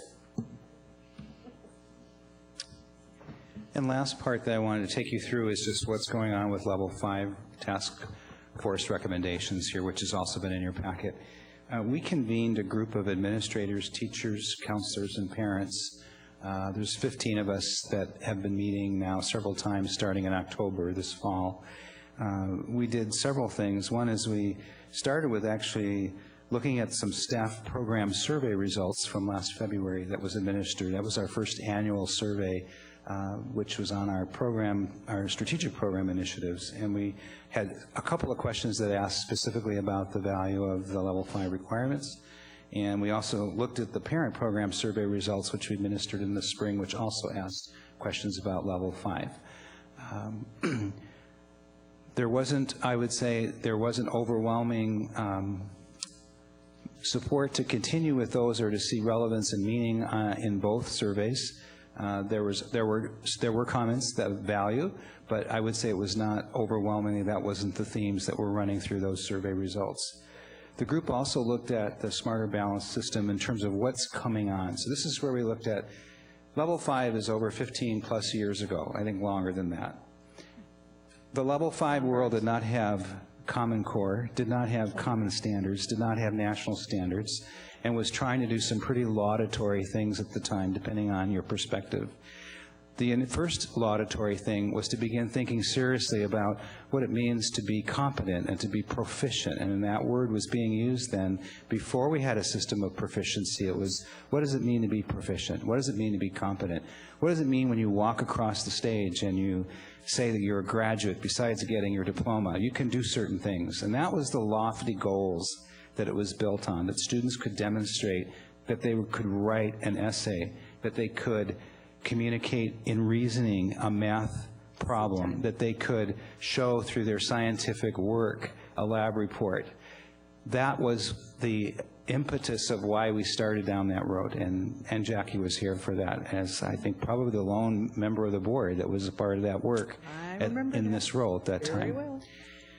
We're in a different world, and though we value the efforts of our predecessors standing on their shoulders and the work they attempted and wanted to do, we also have to look at where are we in this 2014-2015 year, and it's a different world, and the students that we are working with are in a different world and will be faced different challenges than those students in 2001. It's not 2001 anymore. So this group came together and they made, in looking at where are we going with the transition to Smarter Balance, which is going to have a digital library of formative tools that teachers can use that are aligned to the new standards, interim assessments, which are going to allow students to, teachers rather, all of us, to do some dipstick checks around how are students progressing throughout the year that also are nationally developed, so they're not just reliant on a district to create those, as well as the summative assessments. So looking at all those together said, it's time that maybe we need to reconsider our strategy. And so in reconsidering the strategy, some of the things we considered are what is going to be asked of our class of 2016. Now, I know we've been talking about the class of 2019 in the change of requirements, but starting with 2016, Smarter Balance and being proficient in common standards, state standards, is going to be an expectation. And they'll be using Smarter Balance tests. There's still the phase out of optional ways that they can show proficiency with HISP, but that's going to be dropped by the wayside pretty soon here.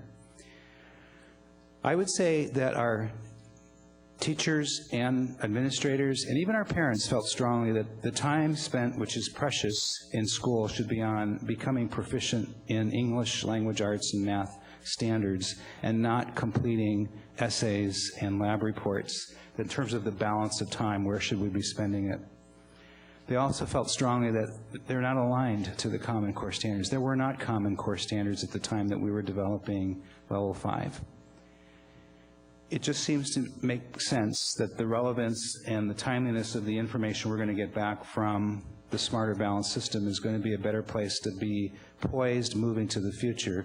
After all, these are based on career and college-ready benchmarks, and so it's the benchmarking of career and college readiness that we want to be moving toward. So it was their recommendation, pretty much unanimous, to discontinue the Level 5 graduation requirements, starting with the class of 2016, which is our current juniors, and begin to phase in the use of other tools through the Smarter Balance system, including the interim assessments. So that was their recommendation. It appears in the way we've drafted the changes in policy, so that's why there's a strikeout of all the performance requirements starting with the class of 2016 and beyond. It also was in a brief, I believe, we sent you a couple of weeks ago explaining that we were moving in this direction. Their work is not over. Now their work continues into the next phase, which is, so how are we going to use the Smarter Balanced system and the use of these interim assessments in ways that help us get data on how kids are progressing through the system? Yay. Yay.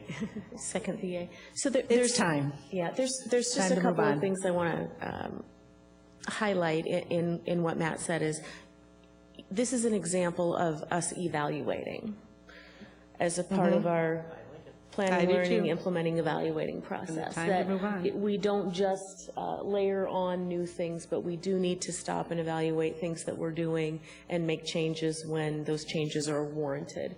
And Level 5 served its purpose, as Matt said. It was brought on for a reason and good reasons. It served its purpose for many, many years, and now the world has changed, and we're living in a new world, and it's time to, as Matt said, phase, our strategy and align it to the new strategy. And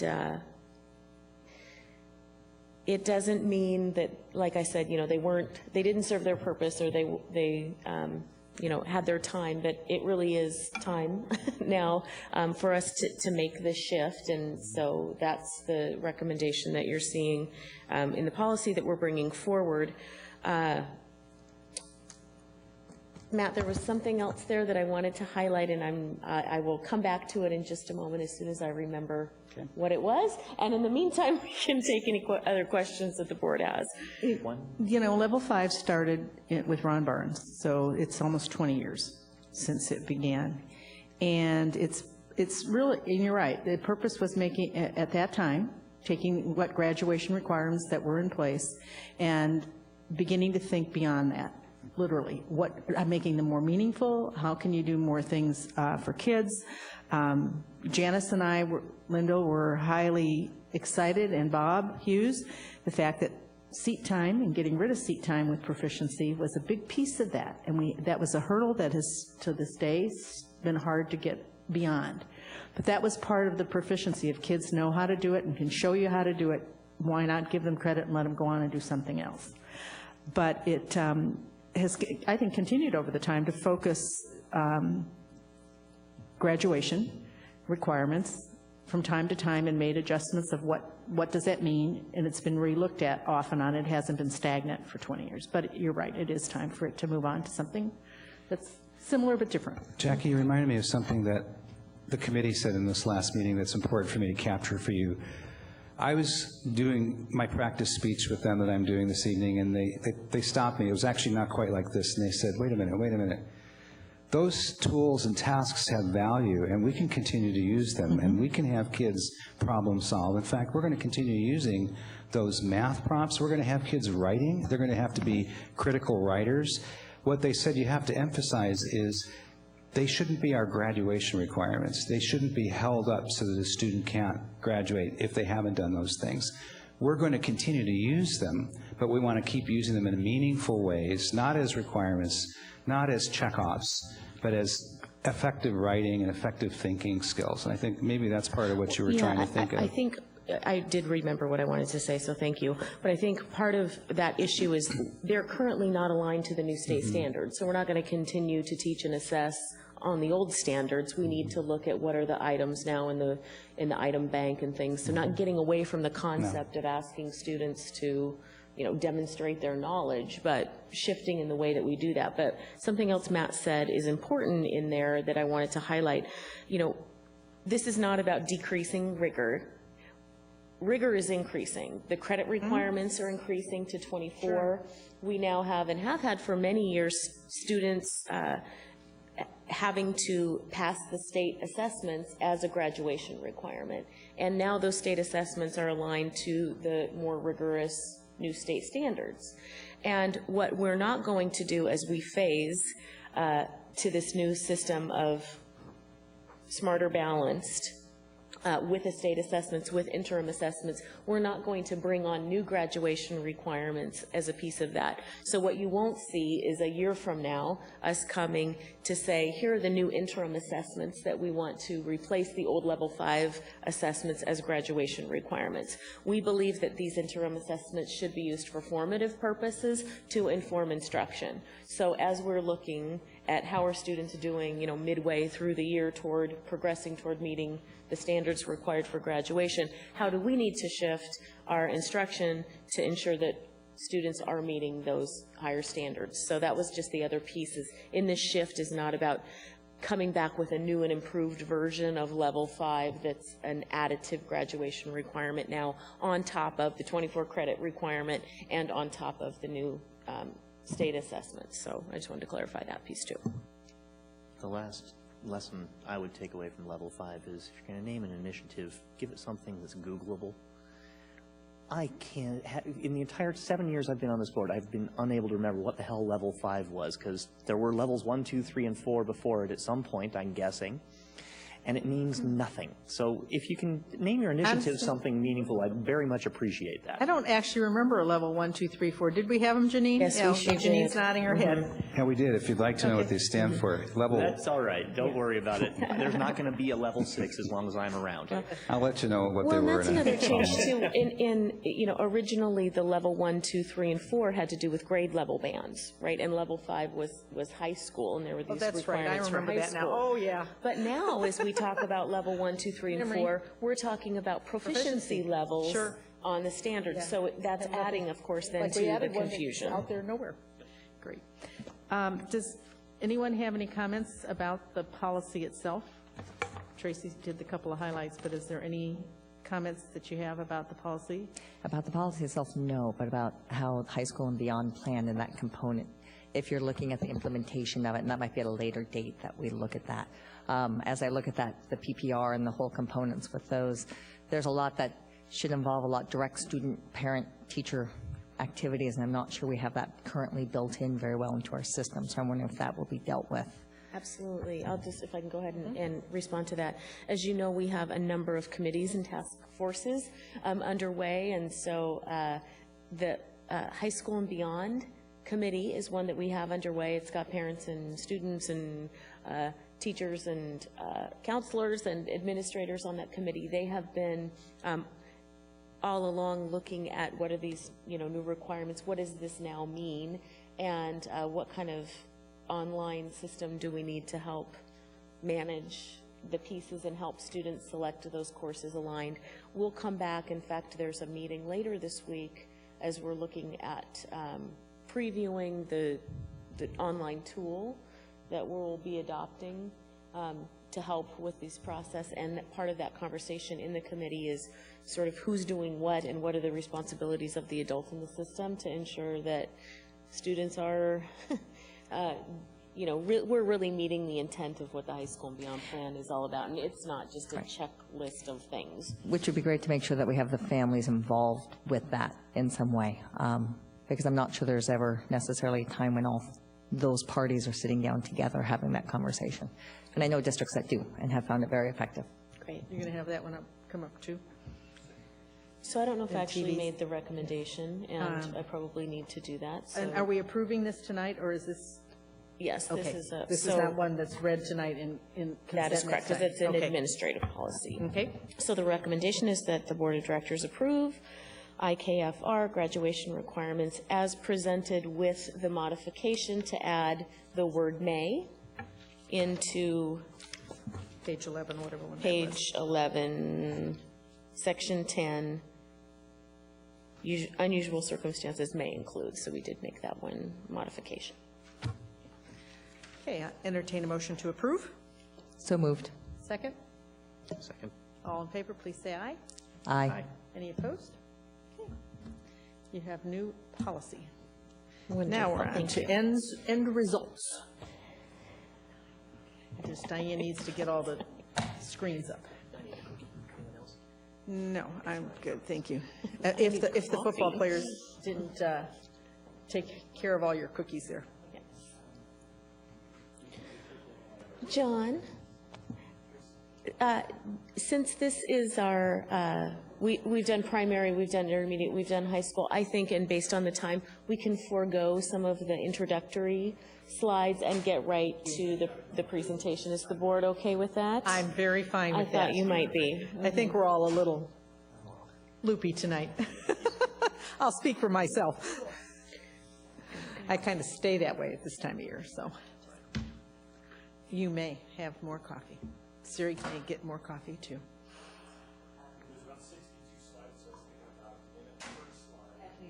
Minute per slide. As long as you mumble, that'll work. Can you do 62 slides in 62 seconds? No. And here's the important one, conclusion. Okay, there you go.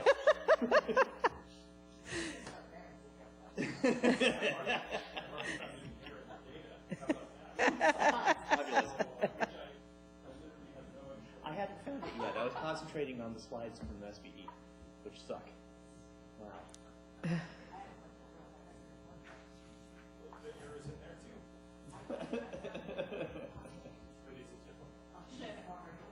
Keep us on our toes. That's good. Well, there were a few that were blank on yours. Did you have someone that didn't have any?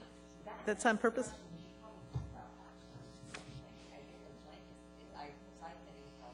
Yeah, yeah. Well, this one, the safety net on page 25 is a blank page. Yeah. Yeah, I figured. Yeah. Yeah, it's just that it was a blank page. With a little data not available. Yeah, yeah. There were several of those this time. I was like, really? That's blank. Why is it blank? I'm having problems today. Okay, because here's one here, yeah.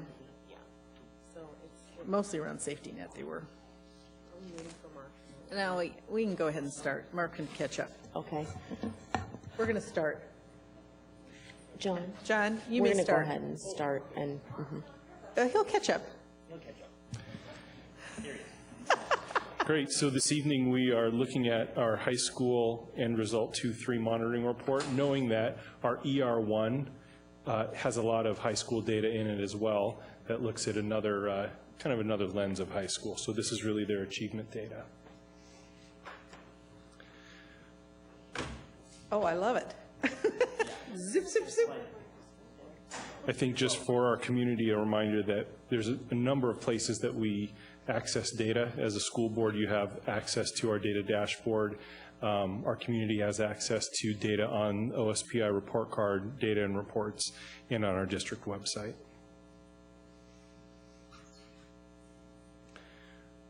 Okay, presentation outline.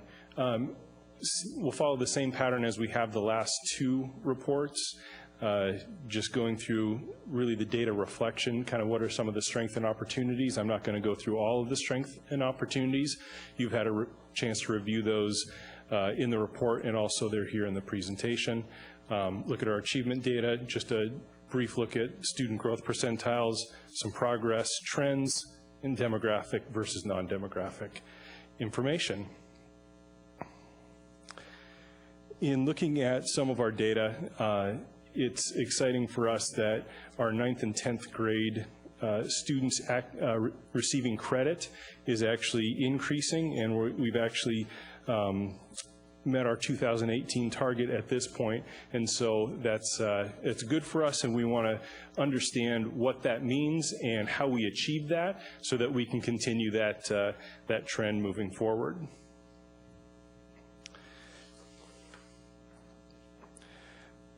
Another point of interest, a strength of ours, is the low-income performance gap between 9th and 10th graders earning credit versus the non-low-income students has actually reduced over the last 3 years. And so that's a positive trend. I also want to say that in performance, though, we definitely have an opportunity in writing where the gap is actually widening. And that's something we want to focus on and make sure that we pay attention to that. We did pull our PSAT data from our 10th grade.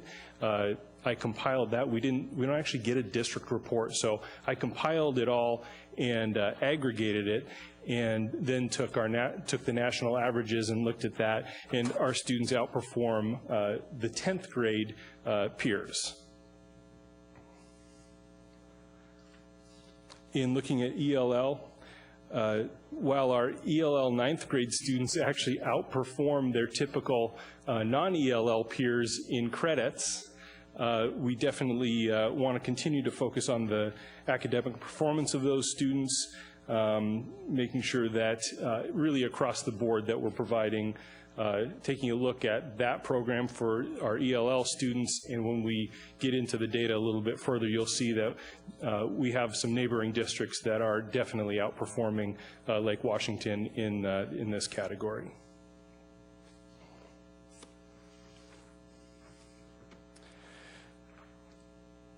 I put that it's a strength that we have less than a 10% gap for our special education students earning credits in 9th and 10th grades. While there's a 10% gap, that's, now that I think about it, that's also a concern, because those students really are, if their IEP is being tailored to them, then really they should be on track just as their peers. And so while I listed it as a strength, it really makes me wonder, is it another opportunity for us for training at our schools, or just to make sure that we're tailoring our IEPs to the individual needs of our students? For high school gifted, we look at advanced placement and a relative strength. 62% of our 2014 graduating class took an AP course. In looking at overall achievement data, this is in comparison to our 2018 targets. You'll see here that in receiving credits in 9th and 10th grades, we've made progress at both levels, with 10th grade being about 8 points lower than 9th grade. Our HISPE scores for reading and writing really have remained flat over the last 3 years. The algebra and geometry EOC have both showed higher than expected growth over the last few years.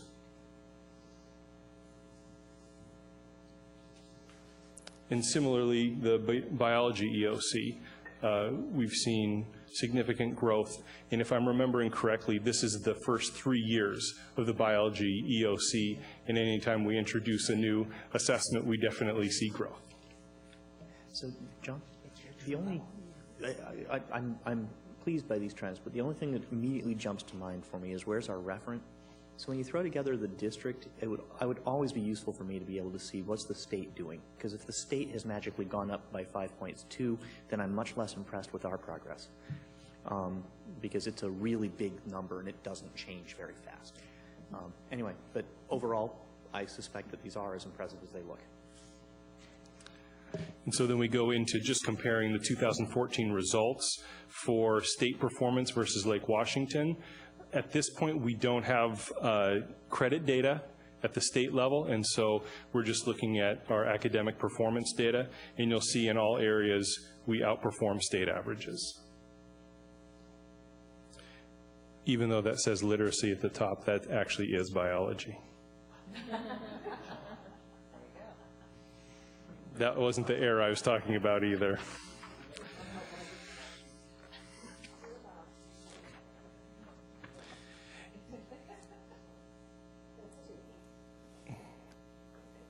I think I spelled everything correctly. It's just though. biology doesn't like that word. So in looking at our student growth percentiles at the high school level, it's interesting because you're looking at a 10th grade assessment, and the last time the students took the assessment was in, the comparison is in 8th grade. And so this is going from 8th grade MSP reading to 10th grade MSP reading, and so it's still making a comparison. And you can see really across the board, students that are being assessed are demonstrating growth, and at times higher than average growth. Not high growth, but higher than average growth. when we look at two kind of distinct categories here, low income versus non-low income, you'll see there's a gap between the growth that's occurring for those groups, but still our low income is still having typical growth. And then looking at special education versus non-special education, very similar pattern to the previous category.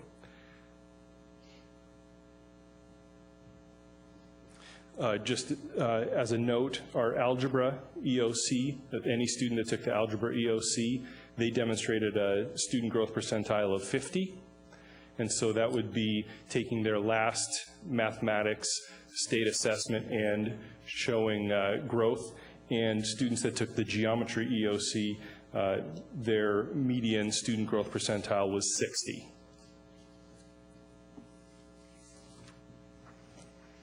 How valid are those when you're truly comparing an algebra test to a geometry test on the end of course? They're very different.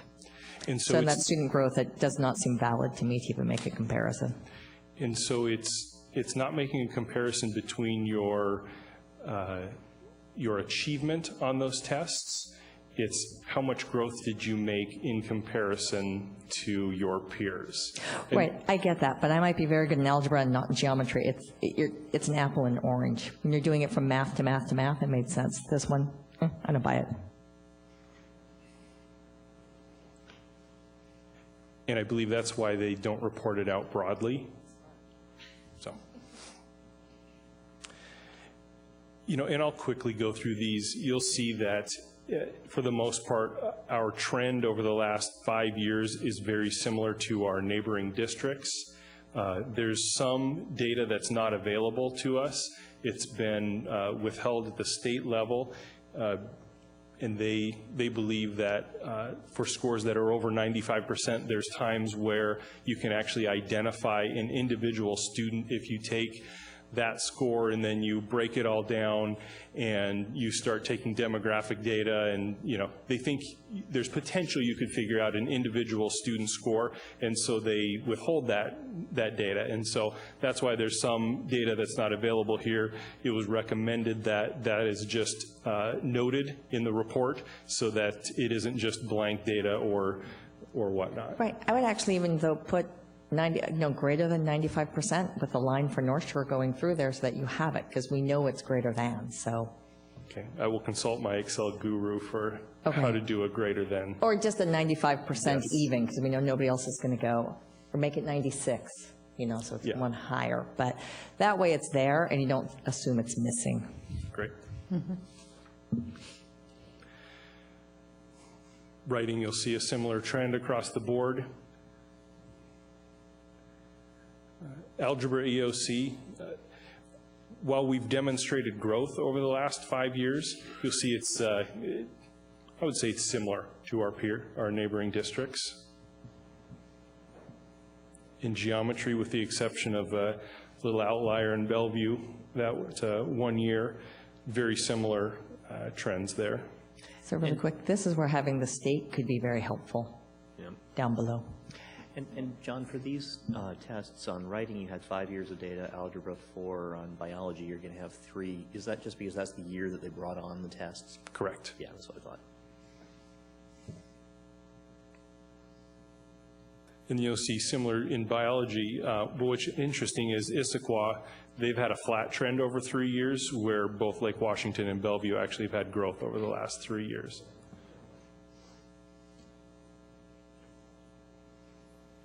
Okay, related instructional program efforts. Matt, do you want to talk at all about the RTI implementation at the high school level? You're doing such a great job, abbreviated version, John. I hate to stop the flow.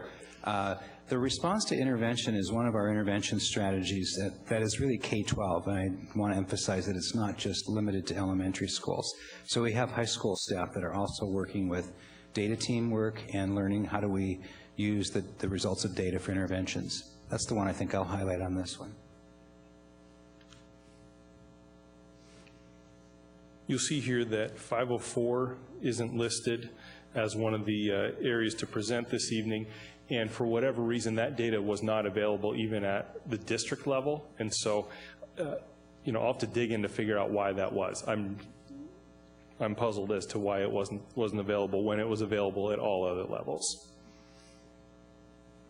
So just a reminder, this just gives you some information about the trend over the last number of years. Our student increase has been about 7%, and you can see the increases in these different categories over the last 10 years. Okay.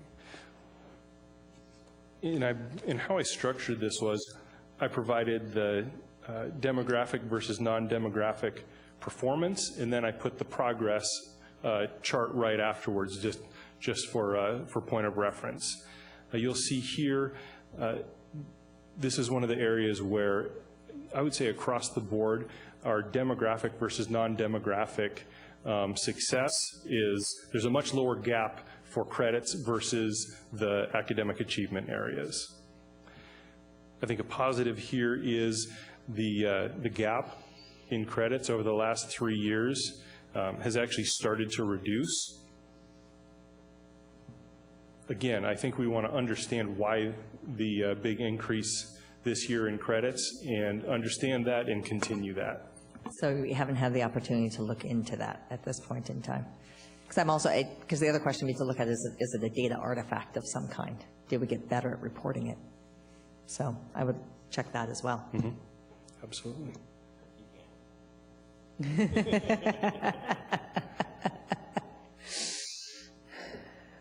And this is our 10th grade data. Again, a reduction in that year 2 in 2013 and a big reduction in the gap from 2013 to 2014. Either great success or a data reporting anomaly. I would love to hear that we have things implemented that explain why it goes that way. Absolutely. Because otherwise you just go, oh, it increased. One conversation we had is it does somewhat coincide with our shift to four-year high schools.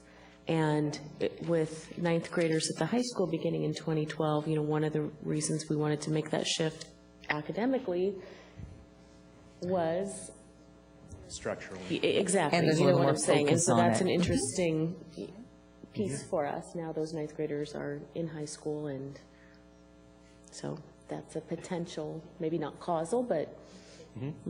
Well, I mean, basically, that's the beauty of this. One slide Exactly. back, your low income this year are higher than your non-low income last year. It's an interesting trend. Right, it is fascinating. So it'd be interesting as you dig into it for us to hear about that. Yeah. I know our high school principals, a lot of their conversation is around ensuring students are getting credit and having conversations about students that aren't currently receiving credit, and how can we put plans in place around those kids and supports and interventions. And so my guess is there's a number of reasons why that's occurring. We want to document that, understand that, and continue that. So looking at reading and writing, you'll see high achievement overall, but a persistent gap across the board, really in all of our academic areas. This is a 5-year low income versus non-low income. And really the gap has remained relatively constant over that 5 years. In writing, I mentioned before that the gap has actually widened, and that's over the last 2 years. It's widened, and so again, another one that we want to understand and start to change that trend again. I would like to have the state free and reduced lunch, low income added to that, so we can see how the low income perform around the state in comparison. Yeah, I mean, basic And the other question. districts as well would be interesting. I know our numbers are getting really small. And, If you add too many districts, this gets too busy to interpret, but just for reference, is the state getting wider would be real interesting. Right, how is the state doing with that population? And it gives us an idea. One of the things that we'll want to do in March is, think about, this will be, 4, ER reports. You'll have ER1 in January as well. What worked this year? What didn't work really? What do we want What can work consistently? Do we want to see in every report and every presentation? These are the kinds of things, reference points along the way. So somehow we're going to have to go back in time and document all of those things. I have notes. I think you guys have some notes as well. Tracy says she has notes.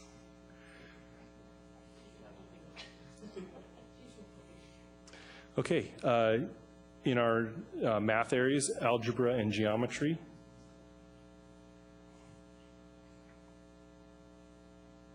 Okay, to me this is kind of status quo, even though we have a 1-year bump up in the gap, reducing it down to 10%. To me, to see it over a couple more years will provide a trend, but I still, that's positive. Again, that middle year there shows a bump up, but generally there is a positive trend there for our low-income students and their achievement in geometry.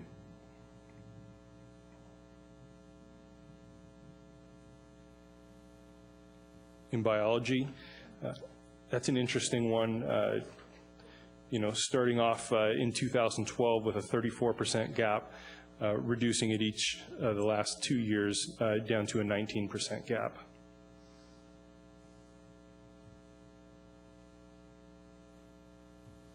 English language learners.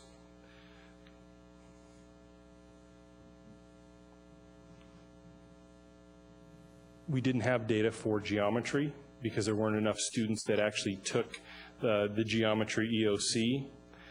You can see here what's interesting is our 9th grade ELL students actually, a greater percent of our 9th grade ELL students received their 6 9th grade credits as compared to their non-ELL peers. So, and when you say ELL, is this current ELL students or is this ELL students who've been in the ELL program? Current. And have we figured out a way to pull out? No, not so much. Okay. That's one of the things that are on our notes. Yep. For future. So your question is, anyone that had received ELL services at a specific point in time, how are they earning credits Right. or achieving? I mean, if these kids are coming up to speed, then I'm not at all worried when they're not fully fluent in English. Okay. I think of concern here is just the general persistent gap across the board in all the academic areas. This looks at actually comparing Lake Washington to our neighboring districts. You know, in reading and writing, you'll see Issaquah outperforming all of the neighboring districts. In algebra, this is one of, and I believe the only area I can remember that our ELL students are actually underperforming the state average. And so, you know, these are, you know, and we've talked about this all year. Our neighbors are doing something in their ELL program, and it's an opportunity for us to reach out and get smart about what they're doing. That's actually something, I know you've shown us the stats by fraction ELL, fraction free and reduced, but free and reduced tends to be persistent. ELL doesn't necessarily.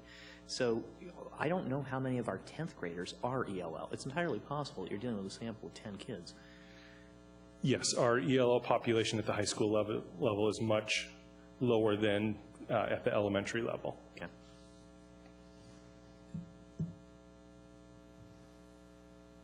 In the previous 3 presentations, Matt has talked about these different pieces that really are K-12 supports for ELL. Okay, looking at special education.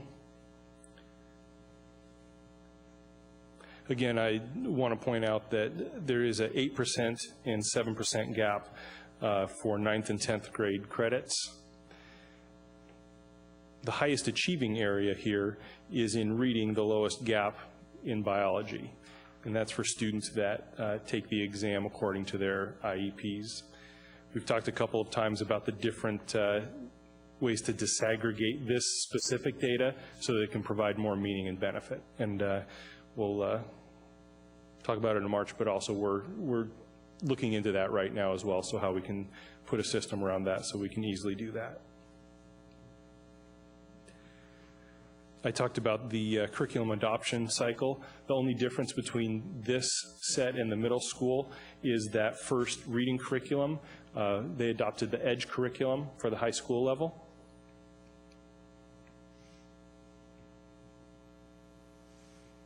And highly capable. John, can you just go back real quick? I just want to also, I mean, you highlighted the curriculum materials and audit, and I just, again, want to highlight that we're also beginning the special services program review. We've got a study session coming up on February. That work in February, so we're really looking at all aspects of our special education program, service delivery models as part of that program review. Great, thank you. Looking at our advanced placement, participation and exam passage rate, you'll see the 2017, that data doesn't actually work out. And so I'll get clarity on what that data is supposed to be and provide you an update, because when there's more exams taken than the number of classes or students, it's perplexing. But I think the positive here is we have a number of students that are taking AP exams, and a high rate of them are passing, meaning they're receiving college credit, and that's really positive. You know, have we looked at how our some of our high-end special programs, I'm thinking of Cambridge, and how those kids do? I mean, we do this with AP, but the Cambridge program as a whole, how is it doing? I don't know that we've had an evaluation of it recently to just see how successful that program is. I know it's got kids and gets more kids, but you know, how are they? How does it do? That's good. We can follow up on that. We do have some data. Last year's senior class was the first graduating class with the ACE, AICE diploma that you can earn when you've gone through a Cambridge program. So we can follow up and give you some data on how the students are doing. The other thing is, advanced placement is one piece of what we're doing for an academic rigor and other things. I'm thinking of, we have college and the high school, and those, I don't know if you'll get into those, and being able to look at that as well. I think advanced placement is purely one piece. Thank you, because I couldn't think of the other things after I put out Cambridge. I know Running Start was there, because I saw that. Yeah. I don't know if that's coming, so. Just a general overview of Running Start. Matt, do you want to talk about AP? John, can I ask you one clarifying question? Which part of this data did you say isn't adding up? 2017, it says we have 2 individuals enrolled. They took a total of 2 courses, and they took a total of 12 exams. They've been busy. Although you can, I mean, it's not impossible, you can take the AP exam without enrolling in an AP course. That's true. So it's possible that we've got students who are taking the courses and not enrolled, I mean, taking the exam and not enrolled in courses. So we'll dig into it. Yes, I'll just make sure that Make what sure it's Dr. accurate. Pierce said is the case. That's a good point. And that it's not a 12 and a 12. You know, there's a trend in those data that I'm not surprised by. It's just something you could validate for me. 90% of sophomores who took the course took the exam, 610 out of 673. 75% of juniors, 1,500 out of 2,000. But less than half of the seniors who took an AP course actually sat the exam. I suppose I shouldn't be surprised by this, given they've already gotten into college by that point. But it is fascinating, and I'm wondering if that has some impact on the pass rate.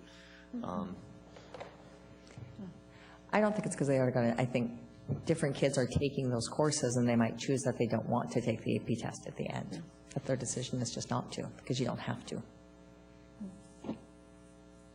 But I can ask the question if Dan has dug into why that is, if he has any information around that as well. Yeah. Because about 40% of seniors who take an AP class actually bother to take the exam. And damn it, that's lazy.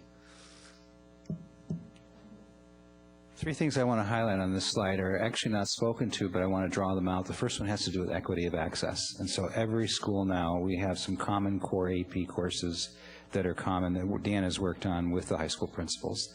The second was we've standardized a process for making sure we have renewal of AP textbooks by funding them and making it a standard approach. It didn't used to be that way. High schools could pick their own materials, which created all kinds of additional unintended consequences.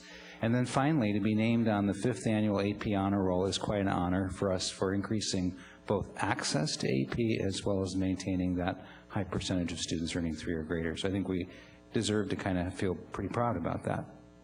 Now, as we look at the AP courses, and having watched many kids go through them at this point in time through my friends' kids, there's another push out there for a problem-based learning AP curriculum. Seen it in different places. It seems like a fascinating option. Are we exploring that as another option for students who want a problem-based learning AP course versus a more traditional lecture-based that tends to be how they flow?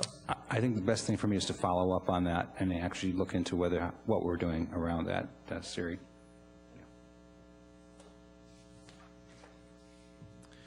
And then 2 sets of data that we provided, and this was new for us to report on, the PSAT data. And, you know, I'm hoping that we can actually get some different and better reports from this testing, because as you can see, we had a large number of students that sat for the PSAT. We're going to get better about ensuring that the students that would like to apply for accommodations have that opportunity. We're actually starting that right now for students for next October's exam, and so those letters are going to go out to families here in the next month or so. But we did have over 1,600 students sit for the exam. You can see that our 10th grade students outperformed the national average, and their percentiles are, in my estimation, you know, those are high percentiles, and math being the relative strength there. Scores are scaled from 20 to 80. And so it's not 48.8 in math out of 80, but that's a scaled score. And so the highest it can go up to is 80. And this is this year's sophomores? This is 2013, so last year's sophomores. And this would be the second year. We started universal testing of 10th graders in 2012, so this should be the second year of all 10th graders. So the national merit kids that we saw today actually are part of in the junior year. Yeah. Mm-hmm. That's when it counts. Correct. And these comparisons are with other 10th grade students that take the exam, not with 10th and 11th grade exams. And the difference is these are also all our students take it, whereas in other places it can be a selective sample coming in. Correct. So will we be able to break that up by demographics eventually, or? Yes. Okay. Yep. So we get a report broken out by school at this point, which has some good information. We just need it aggregated to the district level. Right. And these are means? Pardon me? These are mean scores? Correct. Okay. It's a little bit less granular than I'd love to dive into, but that's a conversation for another day. Versus a median? I would like to see median, and I'd like to see outliers. I'd like to know how many kids high point, anyway, all sorts of fun stuff. Yeah. And this is just reporting participation in Running Start. This is for last year's Running Start, and remember, Running Start is for juniors and seniors. We had 229 students participate in full-time Running Start, and 71 students participate in part-time Running Start. And is this growing at all, or is it maintaining itself? What? He knew that was coming. So you'd like to see some trend idea, some trend data on this? I was wondering if 300 is normal, is it more, is it less? Just out of curiosity, if it's possible, I'm curious which schools they kind of come from? I had a feeling you were going to ask that. Just, kind of which high school tends to have more Running Start students than others? Absolutely. And that concludes ER23 reporting for the year. Can I ask one other thing? Thank you. You Yes, did a good thank you. job. Wow. I have Thank you, one more John. thing. Thank you for all your College work bound. on this. Say it again. College bound, for our students who are enrolled in college bound. How are they progressing through our system and the support in the high school years? Because that seems like such a very solid program. No, You're because referring to college-bound scholarship? Yes, the scholarship. So it's if you sign up for it in your middle school years, and there's a whole process, but there's also support that needs to go through that. They need to be getting a 2.0, they need to, and this seems like a great opportunity for us to build on a program that's already there and ensure we're pursuing support for those kids, that they can access this later. We just shared last week just some Right, in the initial, brief. right, Mhm. You know, data on how many students we have currently signed up in this 8th grade class and so forth, and so, yeah, we can. So I would love to know how many of those in 10th grade have 12 credits? How many of them have maintained their 2.0? And so are we supporting them the way that needs to occur in order to get them into college? Yeah, one thing we should think about is probably parallel with if essentially 100% of the students who qualify are signing up, we're getting to that point, then it's essentially the free and reduced lunch data is the college-bound data. Because to be eligible for the college-bound scholarship, you have to qualify for free and reduced However, they lunch. could fall out at different times in that process, so I think it's a way to be able to look at how we're doing in making sure that they're hitting a 2.0 and pursuing it. It seems like a great opportunity if a college can be paid for, then we should support them how we can. Thank you, John, very much, and Matt. Much appreciated. Okay. We did superintendent's report. Legislative update. Siri? We have started our meeting with our legislators. We met with Senator-elect Cyrus Habib last week, and we will be meeting with Representative Goodman, all of them, Larry Springer, Andy Hill, all the above. So please do take the Did you get a hold of time. Joan yet?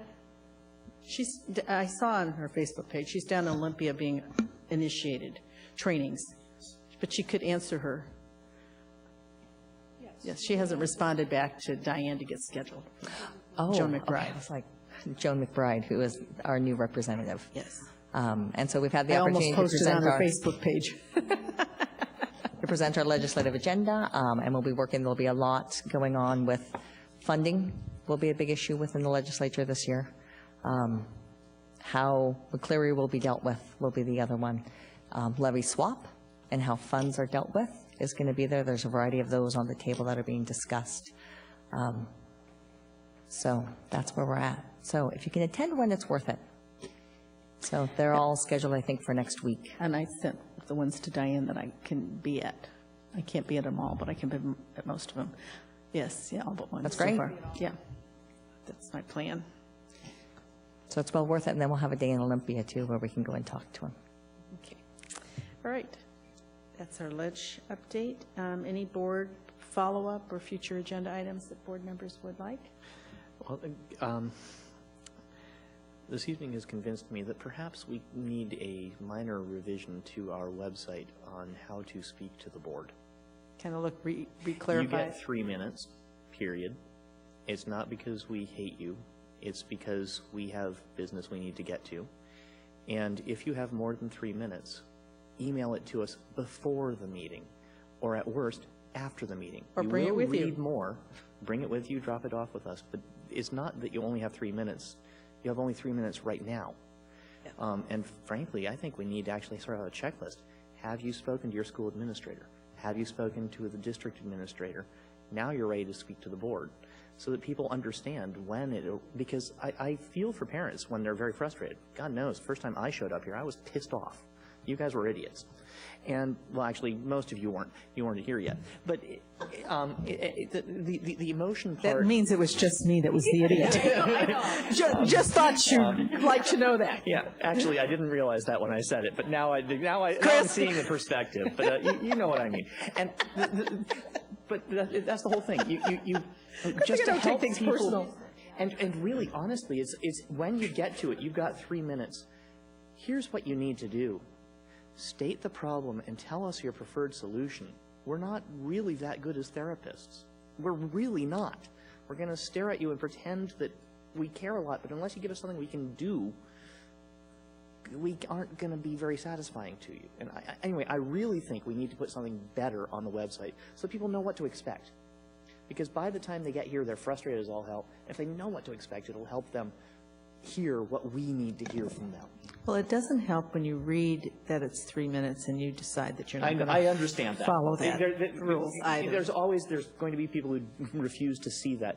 But I really do think we can help people be more effective in bringing stuff to us by putting a better piece on our website about here's the sort of I mean, honestly, it starts with, is this a board problem? And then it gets into how you can bring it to us in a way that we can actually do something to help you. Because many times people are so frustrated that they just can't get it across.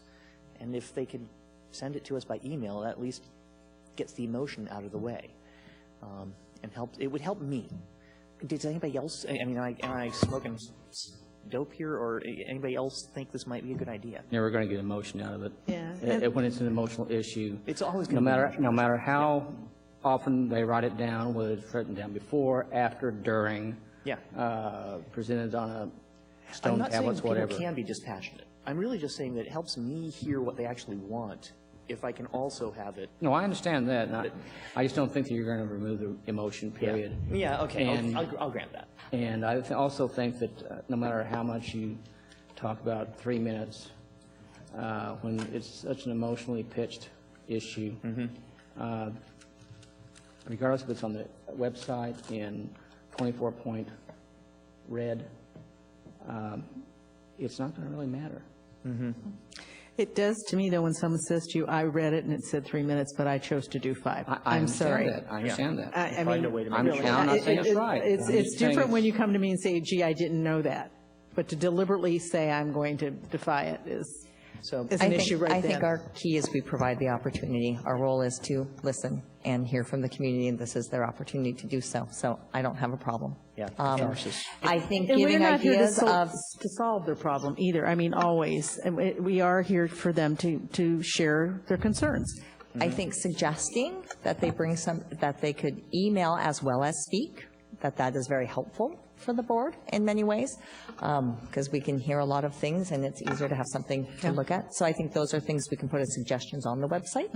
What I can do is work, and I'll work with Catherine to put together a little more context about what's the purpose of public comment. I mean, obviously, I'll run it by all of you first before we put anything on the website, and just to clarify, the 3 minutes, and it's not intended to be the only way that you can express your view to the board, and just other avenues, so we can provide maybe a little more context and rationale for why that this is a business meeting of the board, and this is just one avenue. So write it in such a way that it's not intended to, shut people down or convey that the board isn't here to listen and so forth, but to put a little more explanation around it. I think the other thing that might be helpful for us is to clarify it is 3 minutes per person, and that a topic is a half hour. I'm sorry, dedicated to a half hour or whatever I'm trying to say. And that I think there was maybe a little confusion this evening about people thinking if they didn't speak, then that meant one individual could have 30 minutes, and that's not what it means. And I think so just we some could be a written little more things. clear about that, because we've not had that before. Right, But that and I would be think more that was clear. maybe a little bit of a misunderstanding, and we could ensure that that's available written for people when potentially they come to sign in for public comment. So they could also pick up a piece of paper that says, here are the parameters around public comment. So they're hearing that and seeing it. I mean, I think there's some, if you're going to be coming with a group, you mean we could put up there, talk to each other if you can. And work it out that way. So I think we can give some guidance. And I know but sometimes I think if they giving call multiple in, ways for them to do so. There are sometimes that people do call in to Catherine's office to ask about coming, and I know that that's when they're going to be a group. I know usually those people are pretty clear about if there are 10 or 12 of them, they figure out whatever. And in this instance, it was harder to say, if you're talking about a topic, each of you should not repeat what everybody else has said, which they didn't. They didn't. But usually if you're going to have 10 people, it helps if you're more specific each one says something different to hear the same thing over and over and over again. And actually, the last thing would literally be a suggestion that if you have something that's important enough to bring to the board to speak on it, you probably should approach at least one of the board members individually, because you'll have a much more satisfying conversation with one of us than with all 5 of us in 3 minutes. I mean, Yeah, and I mean, honestly, That's I would another encourage option. I mean, both they is, can always again, communicate. just give vehicles in which that they can communicate with the board, be it through email, be it through a personal conversation, be it through a public comment. Right. And they can bring material with them to hand out. Yes, and our goal is just to create vehicles to make it easier. Yeah. And we be are able to more build them. generous than cities. Cities, it's Oh, I three know. The pe- cities three are even people. harsher, It's yeah. 3 people per topic. Now, 3 minutes each. So this is all in process. I'd definitely like to have some follow-up on this, simply because I know Rosemary White, and in this, I mean, I'm disappointed that the group didn't do their homework and knew that 2 out of 4 of us up here have kids on the spectrum. They seem to think we've never seen autism. We hear them. We hear them loud and clear. And Rosemary White, I hear extremely clearly. She's an exceptional person. If she thinks there's something wrong with her system, I'm concerned. So that's just something I wanted to put on the radar. Thanks. And actually, I was just going to ask for maybe a follow-up report on the topic in general, not specifically students, but the use of the rooms and that kind of thing. The use of the discipline component that they were talking of. Yeah, we're talking about. Yep. Okay. Any other comments from the board? Okay. Hearing none. Our next meeting is January 12th at 5:30 study session and a 7 p.m. Board meeting. I will make one comment while I'm thinking about it, is that I was able to come to the first facility task force meeting this week. Almost everybody that could be or was on the list was here, and it was a 2.5-hour meeting, and the facilitator is fabulous. I think they're going to be, she's good, and she will keep them on task. It's a busy topic. She did a lot of brainstorming with them of things that they want to get info on and things of what they think their work should be. And so that she got a lot of that, and they're kind of putting all that all together. Everything will be posted on the website, and I think that's mostly where I'm going, along with the boundary. People can go look at both of those sites. You can sign up for updates so that you get an email saying that there's been something posted, and then to get that information for others that are not involved with that. But the group was excited. Several people on their way out. One gentleman walked out and he says, "I'm ready to go." So we shall see what their work accomplishes. But it was very, very good to see So I all guess of that. the one other thing with the boundary committee the feedback sessions that will be at Juanita High School, I believe, Yes. Thursday at 6:30. Monday. Monday, so Lake Washington. East Lake on Yeah, Thursday. LDUB and Redmond are done. I forget, East Lake on Thursday and Juanita next Juanita Monday. on Monday. So those parents who, and community members who are interested, they're well worth it. Lots of good conversation. All the committee members are there to be able to answer questions, and they do a fabulous job. Great. So And thank that- you to staff who have been at all of those and the work that has been going on. I've only heard good, positive things from people who have come as to the work. And it's available on the website for people who could not attend in person, that they could send their comments that way as well. And I want to echo the thanks to staff. It was very well done. There are people who are disappointed, and sure, out of my usual metric, there's probably 1 in 50 people who still just thinks we're absolutely nuts. But 49 out of 50, we're looking at it, and it seems to be, okay, we see why you're doing this. It was very impressive. Good. And the couple emails that we've had that come to us with people saying about their particular situation, I am forwarding on to the committee because it's their responsibility to gather all that, to have it to add to theirs. So, and I did get a thank you from one of them saying that he appreciated it. So, all right, entertain a motion to adjourn. So moved. Second. All in favor, please say aye. Aye. Meeting is adjourned. You notice I never asked